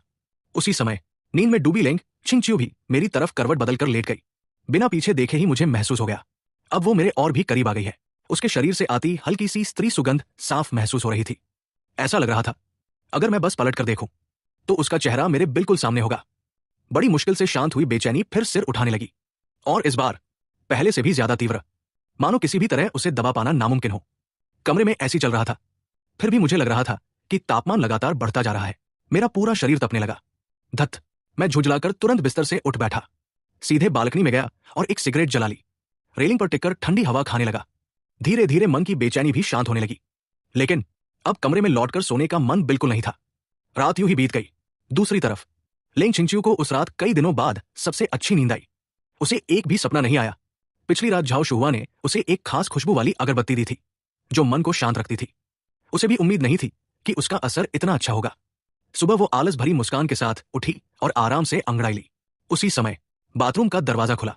मैं नहाकर बाहर आया। एक नजर में ही समझ गया, वो बहुत चैन की नींद सोई है। उसके चेहरे की ताजगी सब कुछ बता रही थी। हमारी नजरें मिली। उसने धीरे से हाथ नीचे किए और सामान्य स्वर में कहा, गुड मॉर्निंग। मैंने बिना किसी भाव के उसकी तरफ देखा। बात करने का बिल्कुल मन नहीं था। जल्दी से तैयार होकर नीचे चला गया। झाओ शुहुआ हमेशा की तरह सुबह जल्दी उठ चुकी थी। वो शालीनता से नाश्ता कर रही थी। मुझे देखते ही मुस्कुराकर बोली, आओ बेटा, नाश्ता कर लो। कितने दिनों बाद तुम्हारे साथ बैठकर नाश्ता करने का मौका मिला है। मैं वही खड़ा रहा, चेहरा गंभीर था। मैंने पूछा, माँ, कल रात आपने मेरे कमरे में क्या जलाया था? झाओ शुहुआ को लगा कि उनकी योजना सफल हो गई है। उनकी मुस्कान और भी चौड़ी हो गई। उन्होंने हंसते हुए पूछा, क्या पूरी रात नींद नहीं आई? मैंने सपाट चेहरे से जवाब दिया, आपकी मेहरबानी से सचमुच पूरी रात सो नहीं पाया। इतना कहकर मैं मुड़ा और तेज कदमों से बाहर निकल गया। पीछे से झाओ शुहुआ की आवाज आई, अरे दामाद जी, नाश्ता तो करते जाओ। लेकिन मैंने जैसे कुछ सुना ही नहीं। झाओ शुहुआ बेहद खुश थी। उन्होंने मन ही मन सोचा, पूरी रात नहीं सोया, लगता है अब जल्द ही मैं नानी बनने वाली हूं। उधर उसी समय लेंग छिंगचिू भी डाइनिंग रूम में आ गई। गुड मॉर्निंग माँ। आज उसका मूड काफी अच्छा लग रहा था। बैठते ही उसने दूध का गिलास उठाकर एक ही सांस में पी लिया। झाओ शुहुआ ने मुस्कुराकर पूछा, कल रात नींद कैसी आई? लेंग छिंगचिू ने मुस्कुराकर सिर हिलाया, बहुत अच्छी। आपकी दी हुई खुशबू सच में कमाल की थी। मैं एक बार सोई तो सीधे सुबह आंख खुली। कई दिनों बाद इतनी सुकून भरी नींद आई है। झाओ शुहुआ एक पल के लिए चौंक गई। सीधे सुबह तक सोती रही? हाँ। लेंग छिंगचिू मुस्कुराई। माँ, वो खुशबू आपने कहां से खरीदी? मुझे भी अब हर रात वही इस्तेमाल करनी है। झाओ शुहुआ ने सहज भाव से कहा, अब नहीं है, किसी ने मुझे तोहफे में दी थी। फिर मिलेगी तो तुम्हें भी दे दूंगी। उन्होंने देखा कि अचानक उनका मूड थोड़ा उतर गया है। लेंग छिंगचिू ने भी ज्यादा कुछ नहीं पूछा। नाश्ते के बाद झाओ शुहुआ ने चुपके से घर के नौकरों से पूछताछ शुरू की। वो जानना चाहती थी कि इन दिनों मेरे और लेंग छिंगचिू के रिश्ते कैसे हैं। लेकिन हर किसी का जवाब लगभग एक जैसा था, दोनों के बीच सब कुछ ठीक नहीं चल रहा। लेंग छिंगचिू अभी भी अपने पति के प्रति पहले जैसी ठंडी है और दामाद जी भी पहले जैसे नहीं रहे। अब वो हर समय लेंग छिंगचिू के पीछे पीछे नहीं घूमते। इतना ही नहीं, लेंग छिंगचिू अक्सर रात को घर भी नहीं लौटती और हाल ही में दोनों अलग अलग कमरों में सोने लगे हैं। ये सुनते ही झाओ शुहुआ समझ गई, मामला उम्मीद से कहीं ज्यादा गंभीर है। यहां तक कि उनका दामाद भी बदल गया था। कल रात भी इतना अच्छा मौका होने के बावजूद उसने लेंग छिंगचिू को हाथ तक नहीं लगाया। यानी इन दोनों की शादी सचमुच संकट में थी। दोपहर को झाओ शुहुआ ने खुद रसोई में जाकर लेंग छिंगचिू की पसंद के कई व्यंजन बनाए। फिर प्यार से कहा, ये टिफिन छिंगचिू के लिए ऑफिस लेकर जाओ। मेरा बिल्कुल मन नहीं था, लेकिन मना करने की कोई वजह भी नहीं थी। आखिर ये मेरी सास के हाथ का बना खाना था। वो चाहती थी कि उनकी बेटी अपने हाथ का खाना खाए, इसलिए मुझे ही ये पहुंचाना था। ऊपर से मुझे अब भी उनके सामने एक प्यार करने वाले पति का अभिनय करना था। पहले वाला मैं तो कभी भी लेंग छिंगचिू से मिलने का कोई मौका नहीं छोड़ता, इसलिए अब भी मैं कोई बहाना नहीं बना सकता था। खैर, सिर्फ खाना पहुंचाना ही तो था, मुझे उससे कोई फर्क नहीं पड़ता था। मैं लेंग ग्रुप के मुख्यालय पहुंचा। गाड़ी से उतरकर मैंने धूप का चश्मा लगाया और सीधे अंदर चला गया। इस कंपनी से मैं अच्छी तरह वाकिफ था। पिछले जन्म में न जाने कितनी बार यहां आया था। बिना किसी से पूछे भी मुझे हर रास्ता याद था। किसी का ध्यान अपनी तरफ न जाए, इसलिए मैंने सीईओ वाली प्राइवेट लिफ्ट नहीं ली। मैं सामान्य कर्मचारियों वाली लिफ्ट में चढ़ गया। वो सिर्फ 50वीं मंजिल तक जाती थी। उसके बाद ऊपर जाने के लिए दूसरी लिफ्ट लेनी पड़ती थी। शुरू में लिफ्ट में सिर्फ मैं था। फिर 2 कर्मचारी भी अंदर आ गए। वे मुझे नहीं पहचानते थे। आपस में बातें करने लगे। इस साल डिजाइन प्रतियोगिता में बहुत जबरदस्त मुकाबला है। मैं भी हिस्सा लेना चाहता था, लेकिन अब तो हिम्मत ही नहीं हो रही। दूसरे ने कहा, पता नहीं इस बार टॉप 5 में कौन कौन आएगा। क्या सॉन्ग ज़ेहाओ फिर से जीत पाएगा? उसे कंपनी में आए अभी 2 साल भी नहीं हुए। पहले ही साल उसने डिजाइन प्रतियोगिता का पहला पुरस्कार जीत लिया था। इस साल तो वो सेक्रेटरी डायरेक्टर भी बन गया था। हालांकि बाद में उसकी पदावंती हो गई, लेकिन डिजाइन विभाग में आज भी उसका कोई मुकाबला नहीं है। सुना है वो इस बार भी प्रतियोगिता की पूरी तैयारी कर रहा है। लगता है फिर से बड़ा पुरस्कार जीतने की सोच रहा है। अगर इस बार भी स्पेशल अवार्ड जीत गया तो इसी साल कंपनी का गोल्ड मेडल डिजाइनर बन जाएगा। दोनों के चेहरे पर साफ ईर्ष्या दिखाई दे रही थी। यार, इंसान और इंसान में इतना फर्क कैसे हो सकता है? सिर्फ टैलेंट ही नहीं, वो दिखने में भी इतना हैंडसम है। ऊपर से बॉस भी उस पर खास मेहरबान है। इतना परफेक्ट आदमी हो तो बाकी लोग जिए कैसे? मैं पीछे खड़ा उनकी बातें सुन रहा था। सच कहूं तो सॉन्ग ज़िहाओ वाकई बेहद काबिल इंसान था। उसके पास टैलेंट भी था, अच्छी शक्ल सूरत भी, और लोगों से पेश आने की समझ भी। पिछले जन्म में मैं तो उसके सामने पूरी तरह हार चुका था। बाकी लोगों का क्या हाल होता ये समझना मुश्किल नहीं था, लेकिन इस जन्म में मेरे लिए अब सॉन्ग ज़िहाओ चाहे कितना भी अच्छा क्यों न हो, उससे मेरा कोई लेना देना नहीं था। मेरी नजर में वो बस एक आम इंसान था। मैं सबसे ऊपर वाली मंजिल पर पहुंचा और सीधे लिंग छिंगचियो के ऑफिस की ओर बढ़ गया। एक सेक्रेटरी ने मुझे देखते ही जल्दी से आकर कहा, मिस्टर लू, आप यहाँ? मैडम अभी ऑफिस में नहीं है, क्या मैं उन्हें अभी फोन कर दूं? मैंने सिर हिलाया, जरूरत नहीं, मैं अंदर बैठकर उनका इंतजार कर लेता हूं। सेक्रेटरी मुझे अंदर ले गई। लिंग छिंगचियो का ऑफिस बेहद विशाल और शानदार था। सजावट भी बेहद आलीशान थी, यहां तक कि अंदर एक छोटा सा गोल्फ खेलने का एरिया भी बना हुआ था। मैंने टिफिन टेबल पर रखा और गोल्फ खेलने लगा। वैसे मेरी गोल्फ बहुत खराब थी, हर बार गेंद होल के पास जाकर भी अंदर नहीं जाती थी। काफी देर बाद लगा कि इस बार सही निशाना लग गया है, लेकिन गेंद फिर से होल से चूक गई और दूर लुढ़क गई। उसी समय ऑफिस का दरवाजा खुला। गेंद जाकर ठीक लिंग छिंगचियो के पैरों के पास रुकी। वो एक पल के लिए ठिठक गई, फिर मेरी तरफ देखा और अनायास ही उसकी भौहें सिकुड़ गई। तुम यहां क्या कर रहे हो? मैंने गोल्फ स्टिक वापस रख दी। मां ने तुम्हारे लिए खाना भेजा है, जल्दी खा लो, फिर मैं चला जाऊंगा। उसकी नजर सेंटर टेबल पर रखे टिफिन पर पड़ी। उसने ठंडे स्वर में कहा, वही रख दो, अब तुम जा सकते हो। मैंने सिर हिलाया, नहीं, तुम्हारी मां ने कहा है कि तुम्हें खाना खाते हुए देखकर ही वापस आना, और वैसे भी मेरे लिए भी खाना भेजा है। मैंने टिफिन खोला, तुरंत खाने की खुशबू पूरे कमरे में फैल गई। मैंने 2 प्लेटों में चावल परोसे, एक प्लेट लेकर खुद खाना शुरू कर दिया। मुझे बहुत भूख लगी थी, उसका इंतजार करने का बिल्कुल मन नहीं था। लिंग छिंगचियो भी सुबह से लगातार काम कर रही थी, उसने नाश्ता भी नहीं किया था, उसे भी भूख लगी थी। ऊपर से ये सब उसकी मां के हाथ का बना हुआ खाना था, जो उसकी पसंदीदा डिशेस थी। वो भी सामने बैठ गई और खाना खाने लगी। साथ ही उसने अपनी असिस्टेंट से कहा, रिपोर्ट जारी रखो। वो खाना खाते खाते भी ऑफिस की रिपोर्ट सुनती रही। मैं मन ही मन बड़बड़ाया, ये औरत तो खाते समय भी काम करती है, क्या दुनिया के सारे लोग इसकी तरह वर्कहॉलिक होते हैं? असिस्टेंट ने अपनी रिपोर्ट खत्म की, फिर एक फाइल निकालकर उसके सामने रखी। मैडम, ये इस साल की डिजाइन प्रतियोगिता में भाग लेने वालों की सूची है, कुल 10 लोग हिस्सा ले रहे हैं, कृपया देख लीजिए। लिंग छिंगचियो ने सूची पर एक नजर डाली और संतुष्ट होकर बोली, इस साल सबका उत्साह काफी अच्छा लग रहा है। असिस्टेंट मुस्कुराई, जी मैडम, इस बार विजेताओं को कम से कम 50 लाख, नहीं 50,000 नहीं, बल्कि 50 लाख नहीं, कम से कम 50,000। उसने तुरंत स्पष्ट किया, न्यूनतम पुरस्कार 50,000 नहीं, बल्कि 5 लाख। फिर उसने सही बात बताई, दरअसल इस बार इनाम काफी बड़ा है, इसलिए सभी बहुत उत्साहित है। मैं भी उत्सुक होकर सूची देखने लगा। पहली ही नजर में सॉन्ग ज़िहाओ का नाम दिखाई दिया। मैंने पूछा, क्या सॉन्ग ज़िहाओ इस बार भी पुरस्कार जीत जाएगा? फिर उत्सुकता से पूछा, पहले स्थान का इनाम कितना है?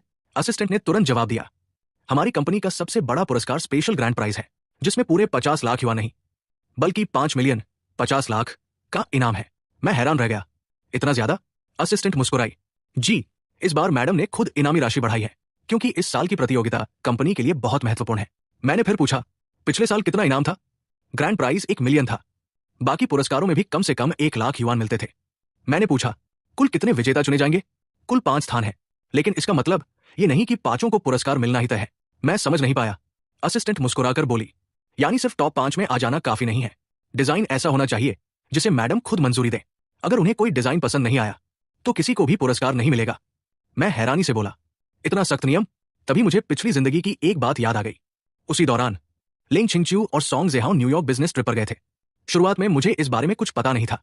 बाद में न्यूयॉर्क की एक बड़ी परियोजना की बोली जीतने की खबर मीडिया में आई।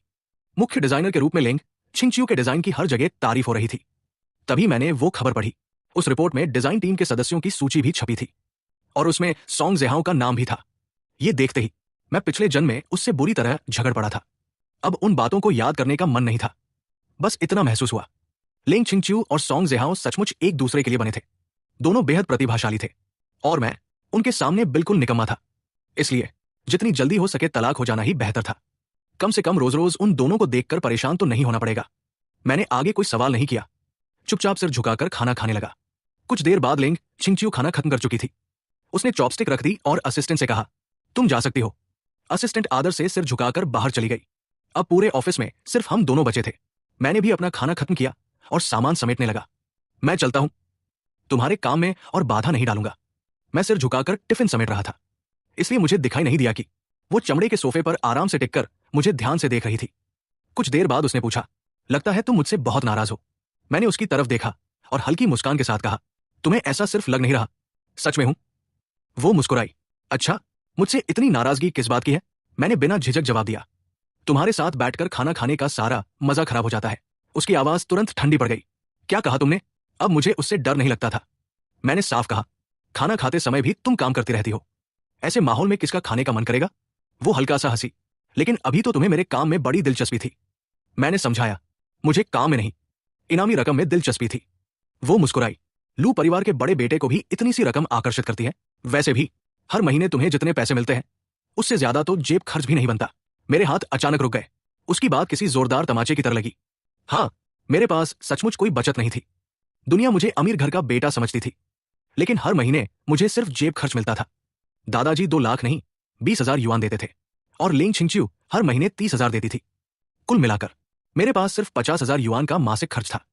इसके अलावा मेरी कोई आमदनी नहीं थी, पैसे कमाने का कोई हुनर भी नहीं। यहां तक कि लेंग छिंगच्यू के पीछे भागते भागते मैंने अपनी पढ़ाई तक छोड़ दी थी। सोचने पर लगा, मेरे पास सचमुच कुछ भी नहीं था। हर मामले में मैं सॉन्ग ज़ेहाओ से पीछे था। मैं सच में एक निकम्मा इंसान था। लेकिन निकम्मा होने का मतलब ये नहीं कि कोई मेरा अपमान करे। मैं खड़ा हो गया, उसकी आंखों में देखते हुए बोला, तो तुम मुझे बिल्कुल बेकार समझती हो? वो मुस्कुराई। बताओ, ऐसी कौन सी बात है तुम्हें जिसकी वजह से मैं तुम्हारी इज्जत करूं? मैंने गहरी सांस ली। बहुत अच्छा, अब तुमने मुझे मजबूर कर दिया है। मैं साबित करके दिखाऊंगा कि तुम आज जो कह रही हो एक दिन उसी बात पर पछताओगी। वो व्यंग्य से हंस पड़ी। साबित करोगे? किस चीज से? तुम्हारे पास है ही क्या? उसकी नजरों में मैं एक नालायक, निकम्मा और नापसंद आदमी था। मैंने कोई बहस नहीं की, सीधे सेंटर टेबल से डिजाइन प्रतियोगिता की सूची उठाई। उसकी आंखों में देखते हुए एक एक शब्द साफ कहा, इस डिजाइन प्रतियोगिता में मैं भी हिस्सा लूंगा और मैं तुम्हें साबित करके दिखाऊंगा कि मैं बेकार नहीं हूं। वो कुछ पल के लिए सचमुच चौंक गई। तुम इस प्रतियोगिता में? ध्यान से देखो, ये आर्किटेक्चरल डिजाइन कॉम्पिटिशन है, फूल पत्तियों की ड्राइंग बनाने की प्रतियोगिता नहीं। मैंने बिना झिझक जवाब दिया, मुझे पता है मैं इसी प्रतियोगिता में हिस्सा लूंगा। मेरे चेहरे पर पूरा आत्मविश्वास देखकर लेंग छिंगच्यू कुछ पल के लिए चुप रह गई। ये आदमी इतना आत्मविश्वास आखिर लाता कहां से है? तुमने तो कॉलेज भी पूरा नहीं किया, तुम्हें आर्किटेक्चरल डिजाइनिंग के बारे में क्या पता? मैं बोला, अरे घर का डिजाइन ही तो बनाना है, अंदर का स्ट्रक्चर बनाना मुझे नहीं आता, लेकिन बाहर का लुक तो मैं बना ही सकता हूं। लेंग छिंगच्यू ने ठंडी हंसी के साथ कहा, अगर इतना आसान होता तो हर गली में डिजाइनर घूम रहे होते। मैं बोला, मुझे पता है कि इतना आसान नहीं है, लेकिन मैं बना सकता हूं। अगर मेरे बनाए हुए एक्सटीरियर डिजाइन को तुमने पसंद कर लिया तो मेरी जीत होगी। लेंग छिंगच्यू ने सिर हिलाया, ठीक है, तुम सिर्फ बाहरी डिजाइन बनाओ, मैं भी देखती हूं कि तुम्हें सच में इतना हुनर है या नहीं। मैंने आगे कहा, अगर मैं जीत गया तो 50 लाख का प्राइज भी मेरा होगा। लेंग छिंगच्यू ने बेबस होकर कहा, पहले ये तो देख लो कि तुम्हारे पास इतनी काबिलियत है भी या नहीं। मैं मुस्कुराया, है या नहीं ये तब पता चलेगा। लेंग छिंगच्यू अब भी मेरी सोच समझ नहीं पा रही थी। उसे बिल्कुल यकीन नहीं था कि मेरा डिजाइन उसकी मंजूरी पा सकता है। वो उठकर मेरे सामने आ खड़ी हुई और बोली, अगर तुम्हारा डिजाइन इस प्रतियोगिता का सबसे बेहतरीन निकला तो 50 लाख का इनाम तुम्हें दे दूंगी। मैंने उत्साह से उसकी ओर उंगली करते हुए कहा, यह बात तुम्ही ने कही है, अब इंतजार करना, इनाम मेरा ही होगा, बाद में मुकरना मत।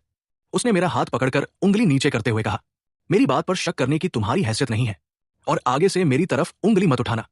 मैंने झटके से अपना हाथ छुड़ाया, गुस्से में नाक सिकोड़कर मुड़ा और बाहर निकल गया। पीछे से लेंग छिंगच्यू ने ठंडे स्वर में आदेश दिया, अपना सामान भी साथ ले जाओ।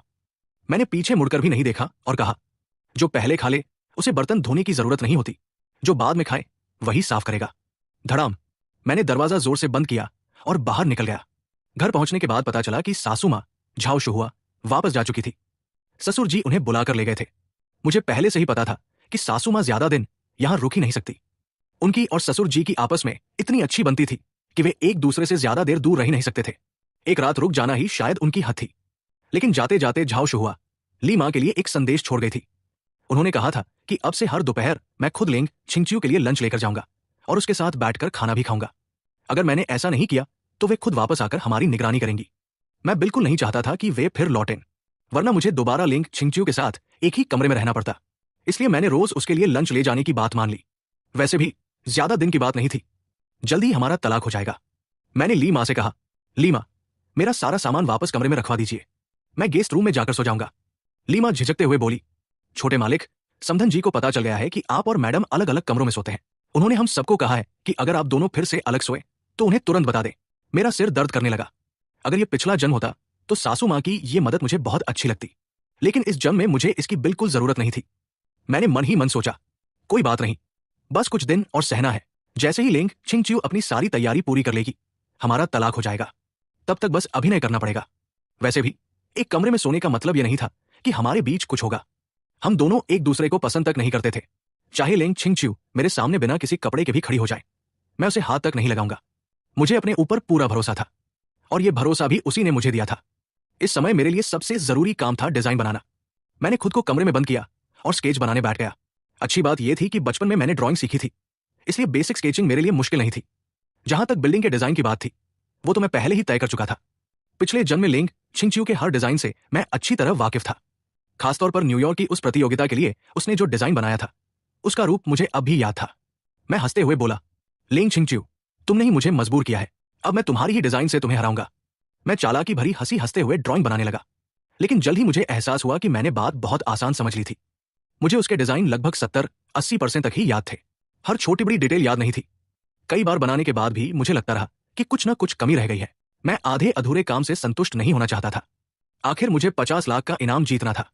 मैंने तो पहले ही सोच लिया था कि वो पैसे मिलते ही दोबारा पढ़ाई शुरू करूंगा, वरना मैं सारी जिंदगी निकम्मा ही बना रहूंगा और लेंग छिंगच्यू हमेशा मुझे बेकार समझती रहेगी। इस बार मुझे ये मौका हर हाल में पकड़ना था। यही मेरी जिंदगी बदलने की पहली सीढ़ी थी। वैसे अगर मैं पढ़ना चाहता तो दादाजी खुशी खुशी पूरा खर्च उठाते, मुझे जितने पैसे चाहिए होते दे देते। लेकिन अब मेरी शादी हो चुकी थी। मैं अब और दादाजी के पैसों पर निर्भर नहीं रहना चाहता था। उन्होंने पूरी जिंदगी मेरा ख्याल रखा था। अगर अब भी उन्हीं पर बोझ बना रहता तो बड़े चाचा का परिवार मुझे और भी ज्यादा निकम्मा समझता। पुनर्जन्म के बाद मेरी सिर्फ 2 इच्छाएं थी।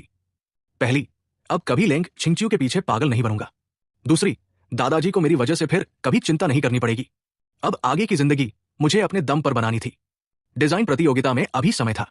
मैंने तय किया कि तब तक जितना हो सके आर्किटेक्चर सीखूंगा और अपने डिजाइन को बेहतर बनाऊंगा। खुशकिस्मती से लेंग छिंगच्यू की स्टडी में इस विषय की ढेर सारी किताबें थी। मैं तुरंत वहां गया और आर्किटेक्चर की किताबें निकालकर पढ़ने लगा। उन्हीं किताबों के बीच मुझे एक मोटी डिजाइन नोटबुक भी मिली। वो लेंग छिंगच्यू की सभी पुरस्कार विजेता डिजाइनों का निजी कलेक्शन था। किताब में उसके बनाए हुए स्केच और डिजाइन भरे पड़े थे। भारी भरकम तकनीकी बातें मेरी समझ से बाहर थी, इसलिए मैंने सिर्फ तस्वीरें और स्केच देखने शुरू किए। जितना समझ सकता था उतना समझने की कोशिश करने लगा। शाम को जब लेंग छिंगच्यू घर लौटी तो उसने देखा कि स्टडी का लाइट जल रहा है। हैरानी से ऊपर आई और दरवाजा खोलकर अंदर झांका।